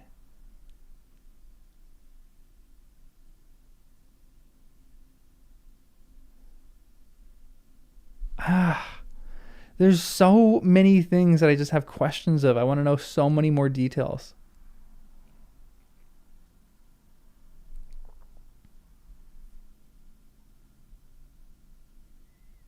They were estranged from the Eldar and the Valar. Like, how do you prevent someone from sailing west? Did they have like sentries in Valinor that would like shoot down ships if they came?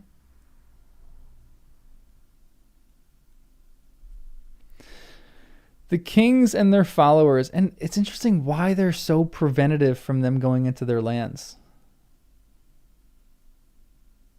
Like, I understand it in some way. Like, this is like the rule that the Valinor and the Eldar have. But why do they have this rule?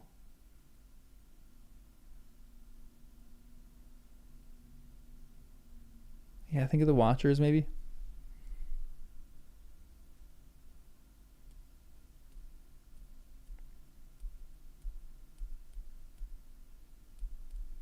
I'll get there eventually. Okay, good. Huh. The kings and their followers, little by little, abandoned the use of the Eldarin tongues. It's just becoming a little bit of resentment here. And at last, the 20th king took his royal name in Numenorian form, calling himself Adunakor, Lord of the West. This seemed ill omened to the faithful, for hitherto they had given that title only to one of the Valar, or to the elder king himself. The Elder King, the first king, I'm guessing. The Elder King. And indeed, Ar-Adunakor began to persecute the faithful and punish those who used the elven tongues openly. And the Eldar came no more to Numenor. Ominous.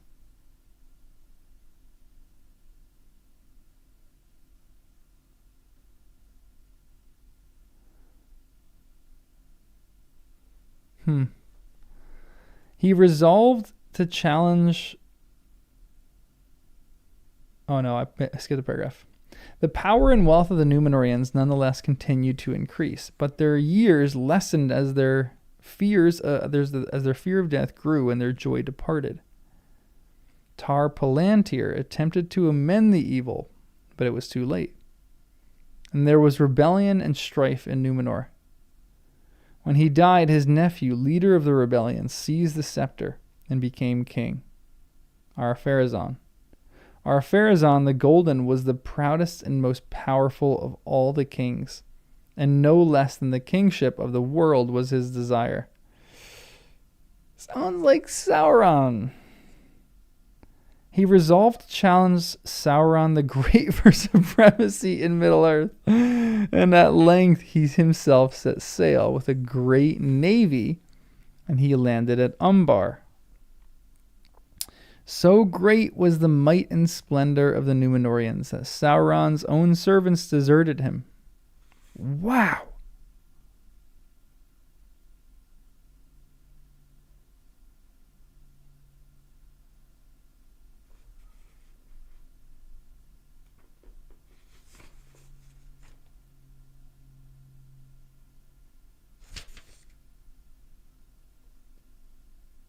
And Sauron humbled himself, doing homage and craving pardon?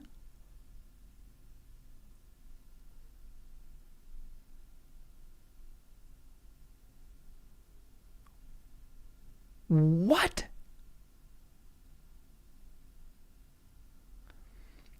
Then Ar-Pharazôn, in the folly of his pride, carried him back as a prisoner to Numenor.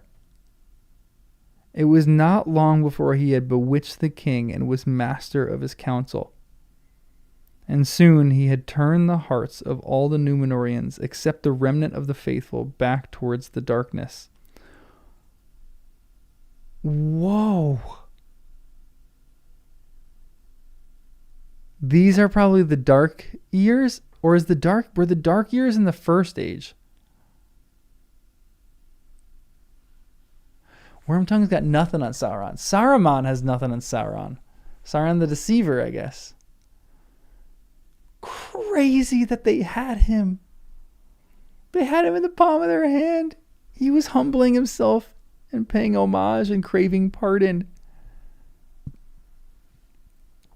Ar-Pharazôn, what an idiot. I mean, honestly, would we... You know what's an interesting fanfic? Would we be in a worse situation if Ar-Pharazôn were the ruler of Middle-earth? Why? He's not mortal, so he would have died. Why is Sauron mortal? Or immortal? And why would an immortal being, someone like Sauron, is just this hidden language for saying Sauron was just playing this guy? Maybe this was his plan the whole time?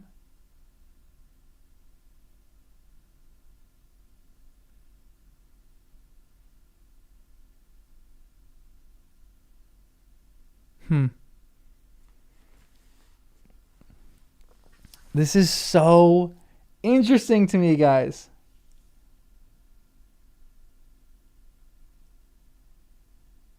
Probably a trap.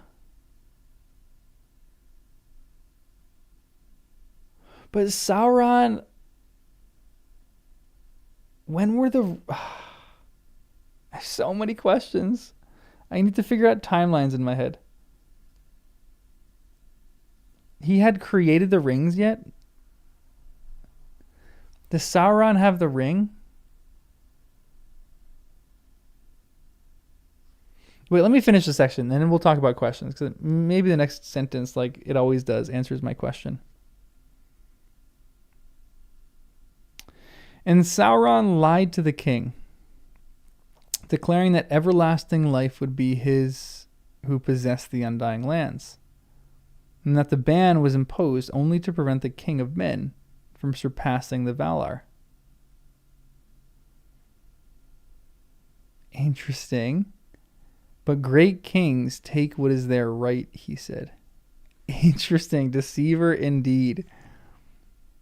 At length, Ar-Pharazôn listened to his counsel, for he felt the waiting of his days was besotted by the fear of death. He prepared then the greatest armament that the world had seen. What the? And when all was ready, he sounded his trumpets and set sail. And he broke the ban of the Valar, going up with war to wrest everlasting life from the Lords of the West. This is so epic. But when Ar-Pharazôn set foot upon the shores of Aman the Blessed, the Valar laid down their guardianship and called upon the One.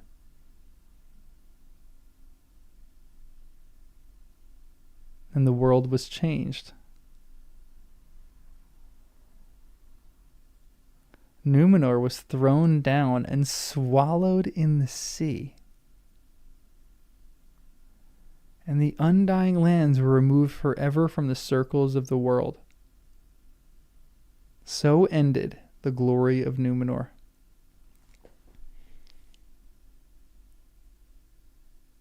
This is crazy. My imagination is ablaze right now. Ar-Pharazôn, more powerful than Sauron, but apt to be deceived because his pride and his envy is getting the better of him. This is an interesting case study in how a deceiver takes the things that you are weakest in and knows how to twist and manipulate those things. Sauron paying homage and craving pardon seems like it's him playing a game with this guy. But at the same time, this does seem almost legitimate. But then he causes them to just go and wage war against him. I would love to see this whole huge armada of ships sailing to try to get to the lands of the West. Going up with war to wrest everlasting life from the Lords of the West. What a sentence. Yeah, the second one is a little bit of a timeline. So I'm going to look at that in a second. This is so fascinating.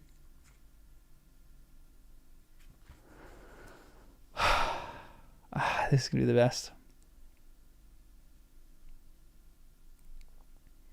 Yeah, being legitimately defeated, but he knew how to pivot. That kind of felt like the reading of the text a little bit, but I was just curious. Oh my gosh, I'm so excited. I feel like this is what I've been craving.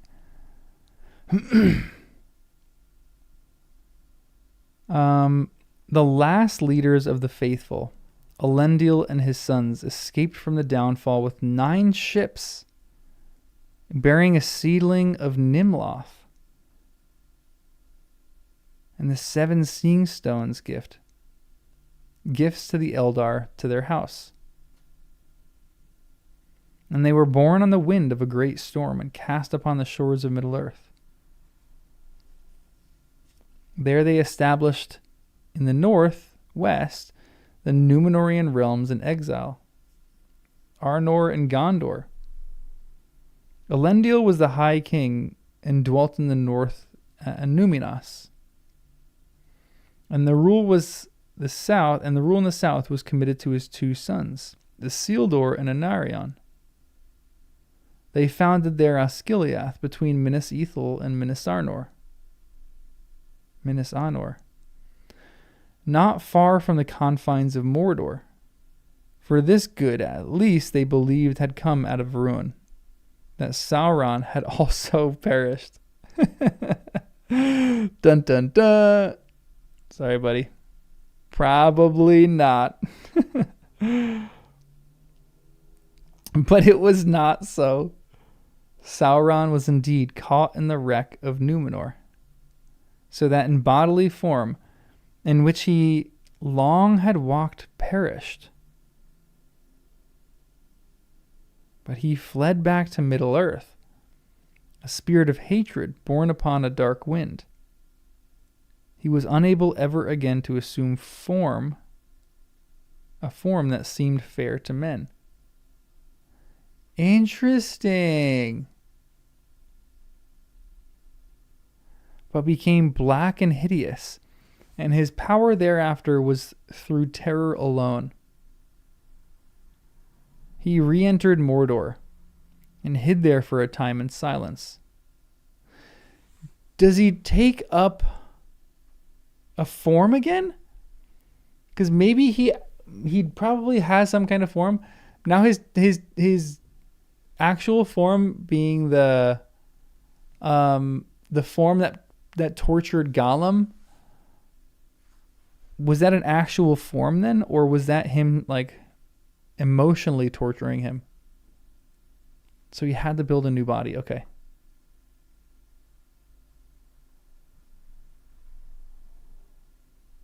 I don't know when the ring was made. Does he have the ring now?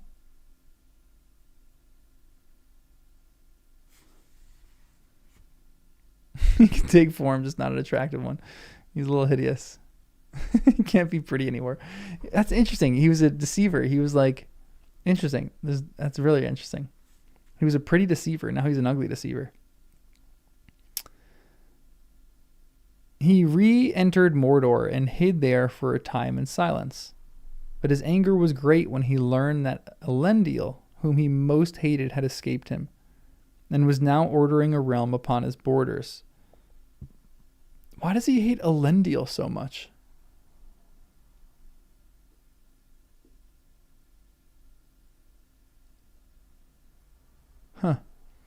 Therefore, after a time, he made war upon the exiles, before they should take root.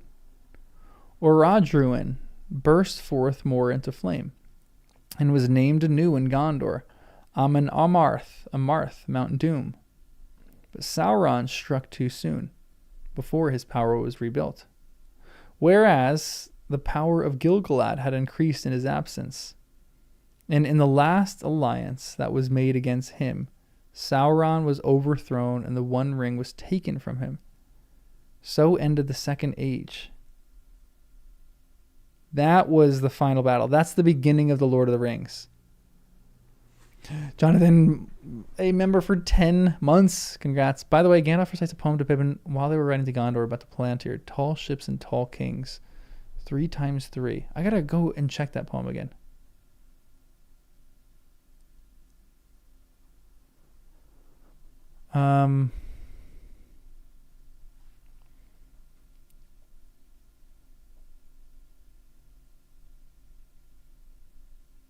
Elendil opposes plans for Numenor. Interesting. Okay.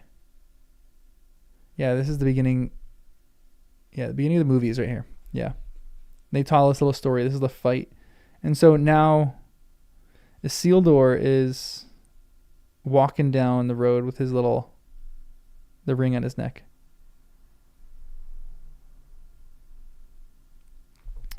Interesting.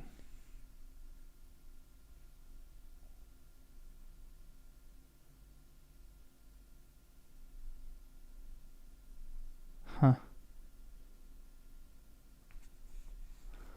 I have so many thoughts. Yeah, my pronunciation isn't going to be good. So we've already established that. You guys aren't here for my pronunciation. The idea of his body being ugly. I have so many things that I want to talk about in this. I think I'm only going to do the first 2 today. I'm going to read the second one and go through the actual names. I don't think I'm going to have time for 3 because there's so many things that I want to think about and talk about in this one that I'm a little overwhelmed right now with joy at me being able to read this and just the information here. And I don't know how these essays are going to form or what I'm going to really write about for this. But this is so interesting to me. Everyone recites the words Elendil spoke when he came to Middle-earth during his coronation. Interesting. Oh, thanks for the €5 too. I appreciate it. Okay, this is Realms in Exile. This is the second one. The Northern Line. Yeah, there's a pronunciation guide in the end of the appendices, or in one of the appendix too, but there's so much information there that it's a little overwhelming. I can't remember all that pronunciation stuff. All right, Arnor. Elendil dies in the Second Age in 3441. Isildur then dies in 2 years later in the Third Age in the year 2. So I guess Isildur had a child, Valandil, then died in 249. He was the fourth son of Isildur, born in Imladris. In Imladris, his brothers were slain in the Gladden Fields. I don't know where the Gladden Fields are. This is so good. Okay. Interesting.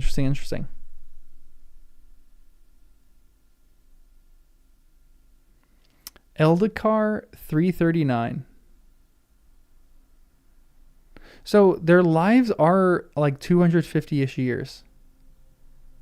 Because Valandil is the first one to die of like natural causes.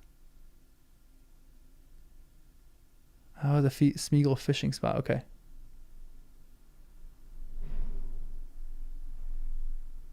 Oh, interesting. Okay. That's helpful. Thank you. Eldacar 339, Arentar 435, Tarsil 515, Torondir 602, Valander died in 652. I wonder how he died. Elendur in 777, Earendil 861. Arthedain, Amlath of Fornost. After Earendil, the kings no longer took names in High Elven form. Okay. Eldest son of Earendil. In 942, Beleg in 1029, Malor. I like the name Malor. In 1110, Celefarn in 1191. Celebrimbor. Sounds like Celebrimbor. Celebrimbor was the guy that made the rings, I think. In 1272, Malvagil in 1349. After Malvagil, the kings at Fornost again claimed lordship over the whole of Arnor and took names with the prefix R, A, in token of this. Argaleb the First, he died in 1356. Arvaleg the First in 1409. Arafor in 1589. Argaleb the Second in 1670. Argavil in 1743. Arvaleg the Second in 1813. Araval in 1891. Arafant in 1964. Arvedui, the last king, in 1975. End of the Northern Kingdom. Then we have the chieftains. Interesting. So the Northern Kingdom is destroyed, and now we have chieftains of the Northern Kingdom? I didn't think... Wait, Isildur wasn't the king of the Northern Kingdom, though.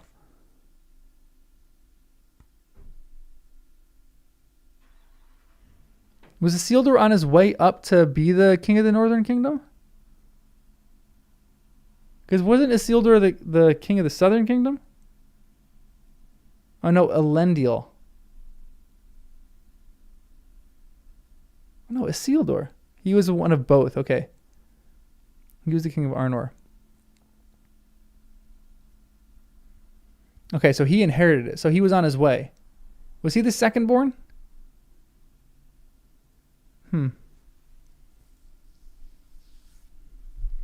This is interesting. Okay.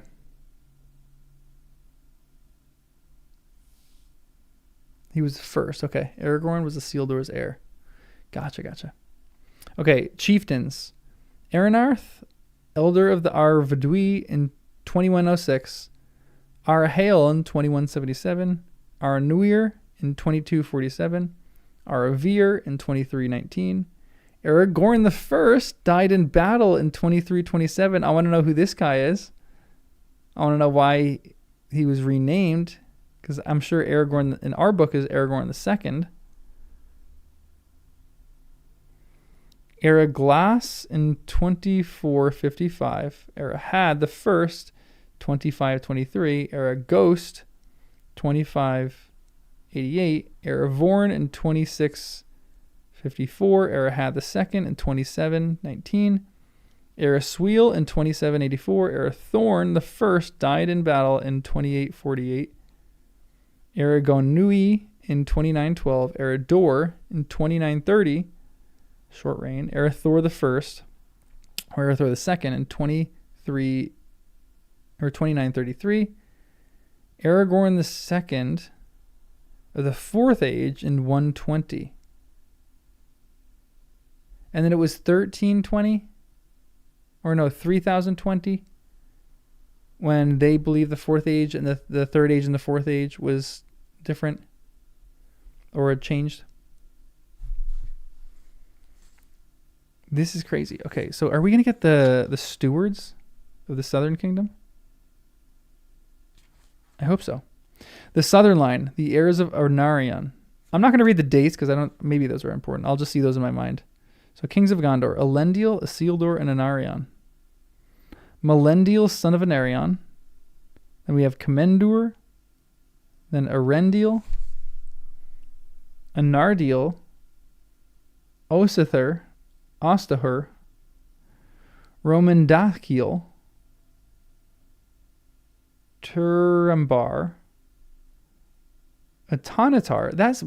Why does Atanatar the First seem familiar? Siriondil. Here followed the four ship kings. Siri just popped up on my phone because I said Siriondil. No.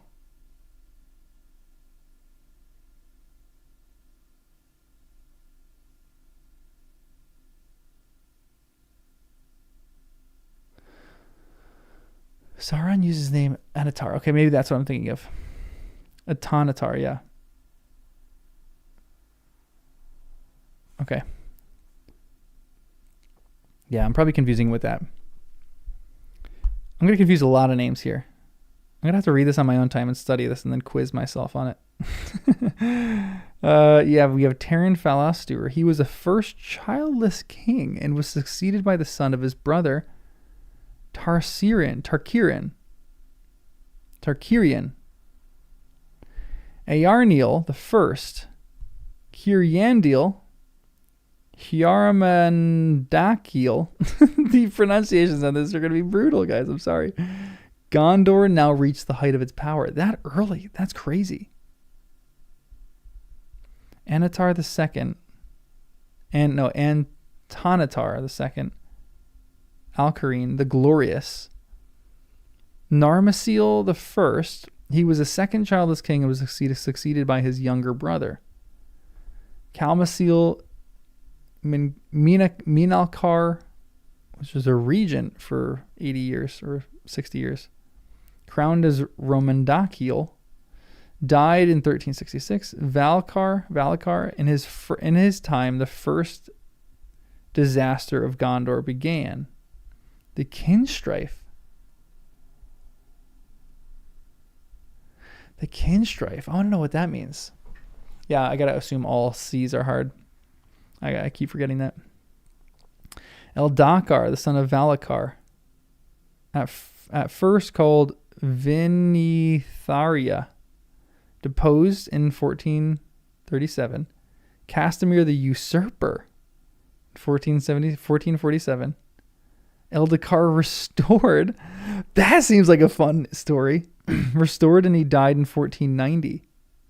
I hope we get that story. That's crazy. A usurper comes for about 13 years. No, oh my gosh. No, I don't know how long we have his reign for. Oh no, he dies in 1447, so we have him for about 10 years. And he's the king, and then Eldakar comes back and then restores his kingdom, and he dies 40 years later? That's crazy. This is fun. Aldemir, second son of Eldakar. Harmondikil, the second. Mindalarin, Telmnar and all his children perished in the plague. He was succeeded by his nephew, the son of Menastan, second son of Mindaril, Minardil, Tarandor, Telumedar, Umbardakil, Namarkil, Kalametar. Kalametar sounds familiar too for some reason. Ondoher and his two sons were slain in battle. After a year in 1945, the crown was given to the victorious general Earendil, descendant of Telumatar, Umbardakil. Here the line of the kings came to an end until it was restored by Elisar Telcontar in 3019. The realm was then ruled by stewards. Interesting. So these guys died in battle, and then we have the stewards coming after this. House of Hurin. The House of Hurin?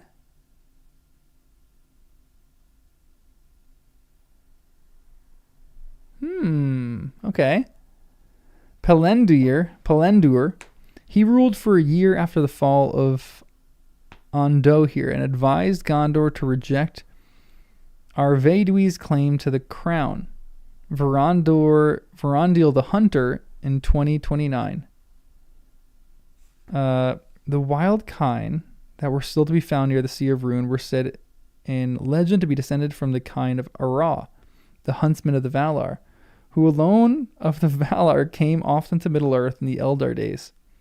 Orome is the high elven form of his name. Oh, okay, so first mention of Orome. Orome, I think that's how you say it.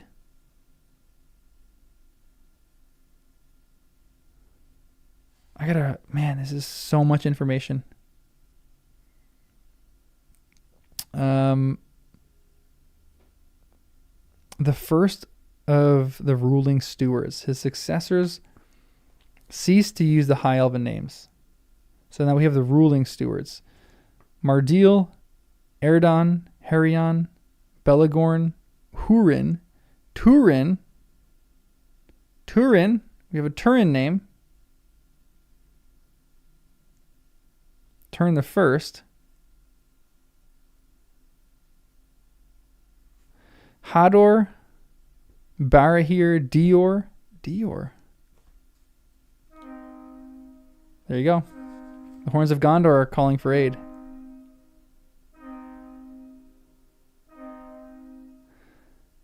Denethor the First, but this is 500 years before. Denethor had a child named Boromir. What a copy. Denethor would name his child Boromir after this. But this is 500 years before our Denethor and Boromir. Dior the Steward is named after the son of Earendil. Yeah, that's what I thought. Okay.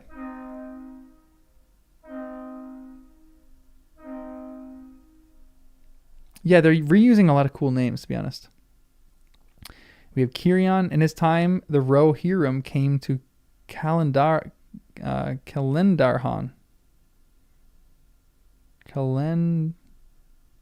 Kalenardon. Okay. Halas, we have Hurin. Belecthor, Ordreth, Ecthelion.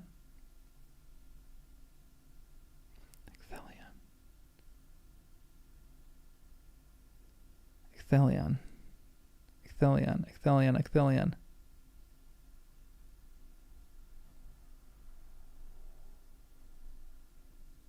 The White Tower of Ecthelion. Thank you. I don't know why I couldn't think of that. Okay, the White Tower of Ecthelion. Agalmoth, Baron, Baragond.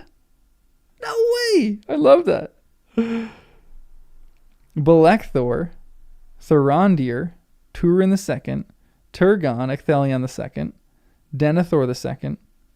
He was the last ruling steward and was followed by his second son, Faramir, Lord of Emin Arnon, steward to King Elisar.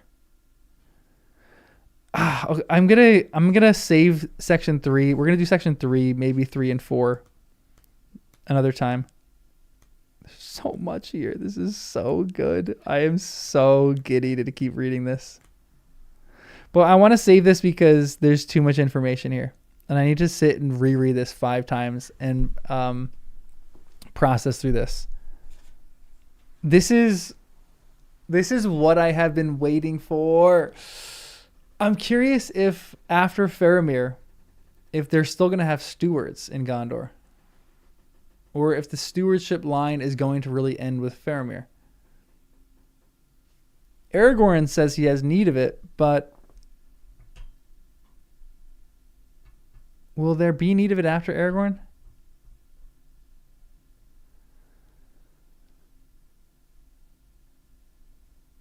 I don't know. We'll see.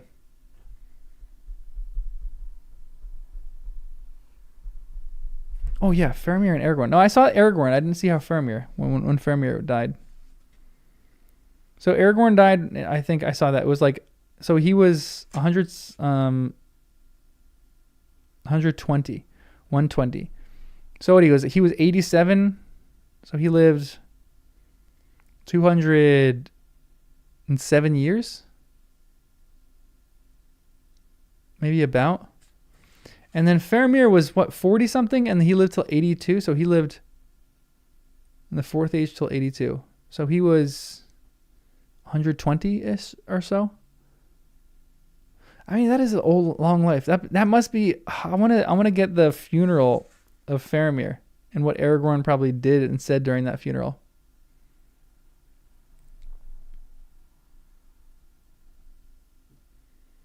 Man, that's crazy. Like, there's so much gaps that I want. I want so much stuff. Like, I want to know the funerals. I want to know what happened during their reign. I want to know everything. Oh, it is so good.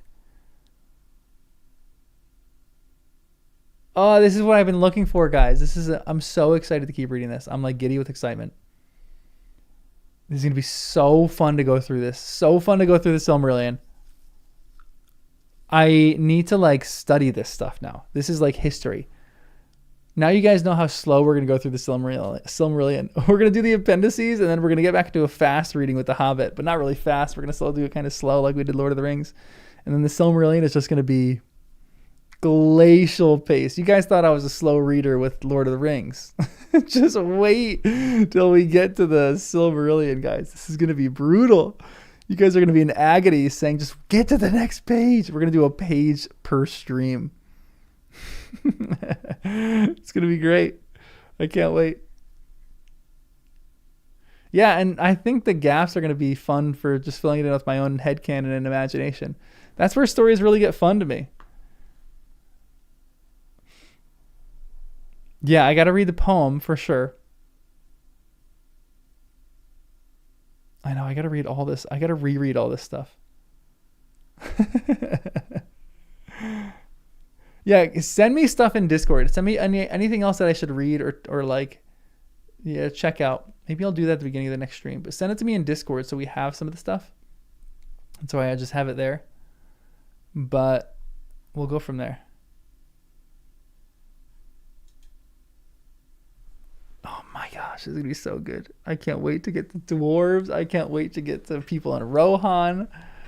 There's so much here. It's going to be great. I'm so pumped. All right, guys. I'm gonna jump off. I gotta get some work done. I'm just so thrilled to keep doing this. Thank you guys for your help. I think I gotta look at the chat maybe a little less when I'm reading some of this stuff, because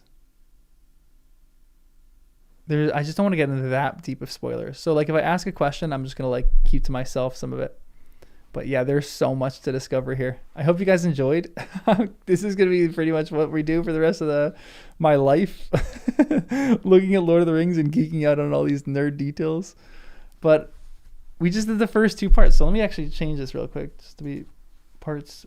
I mean, 1 and 2, Roman numerals 1 and 2 rather than to 3.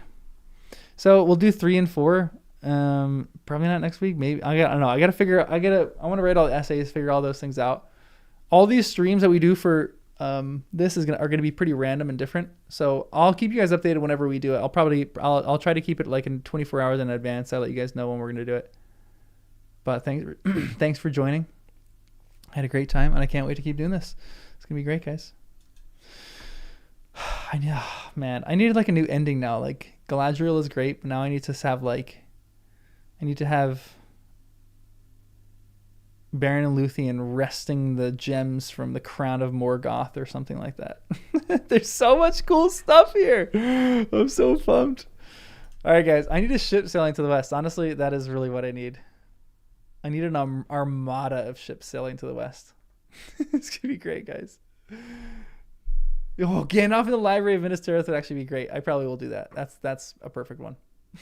All right, guys. I'll see you later.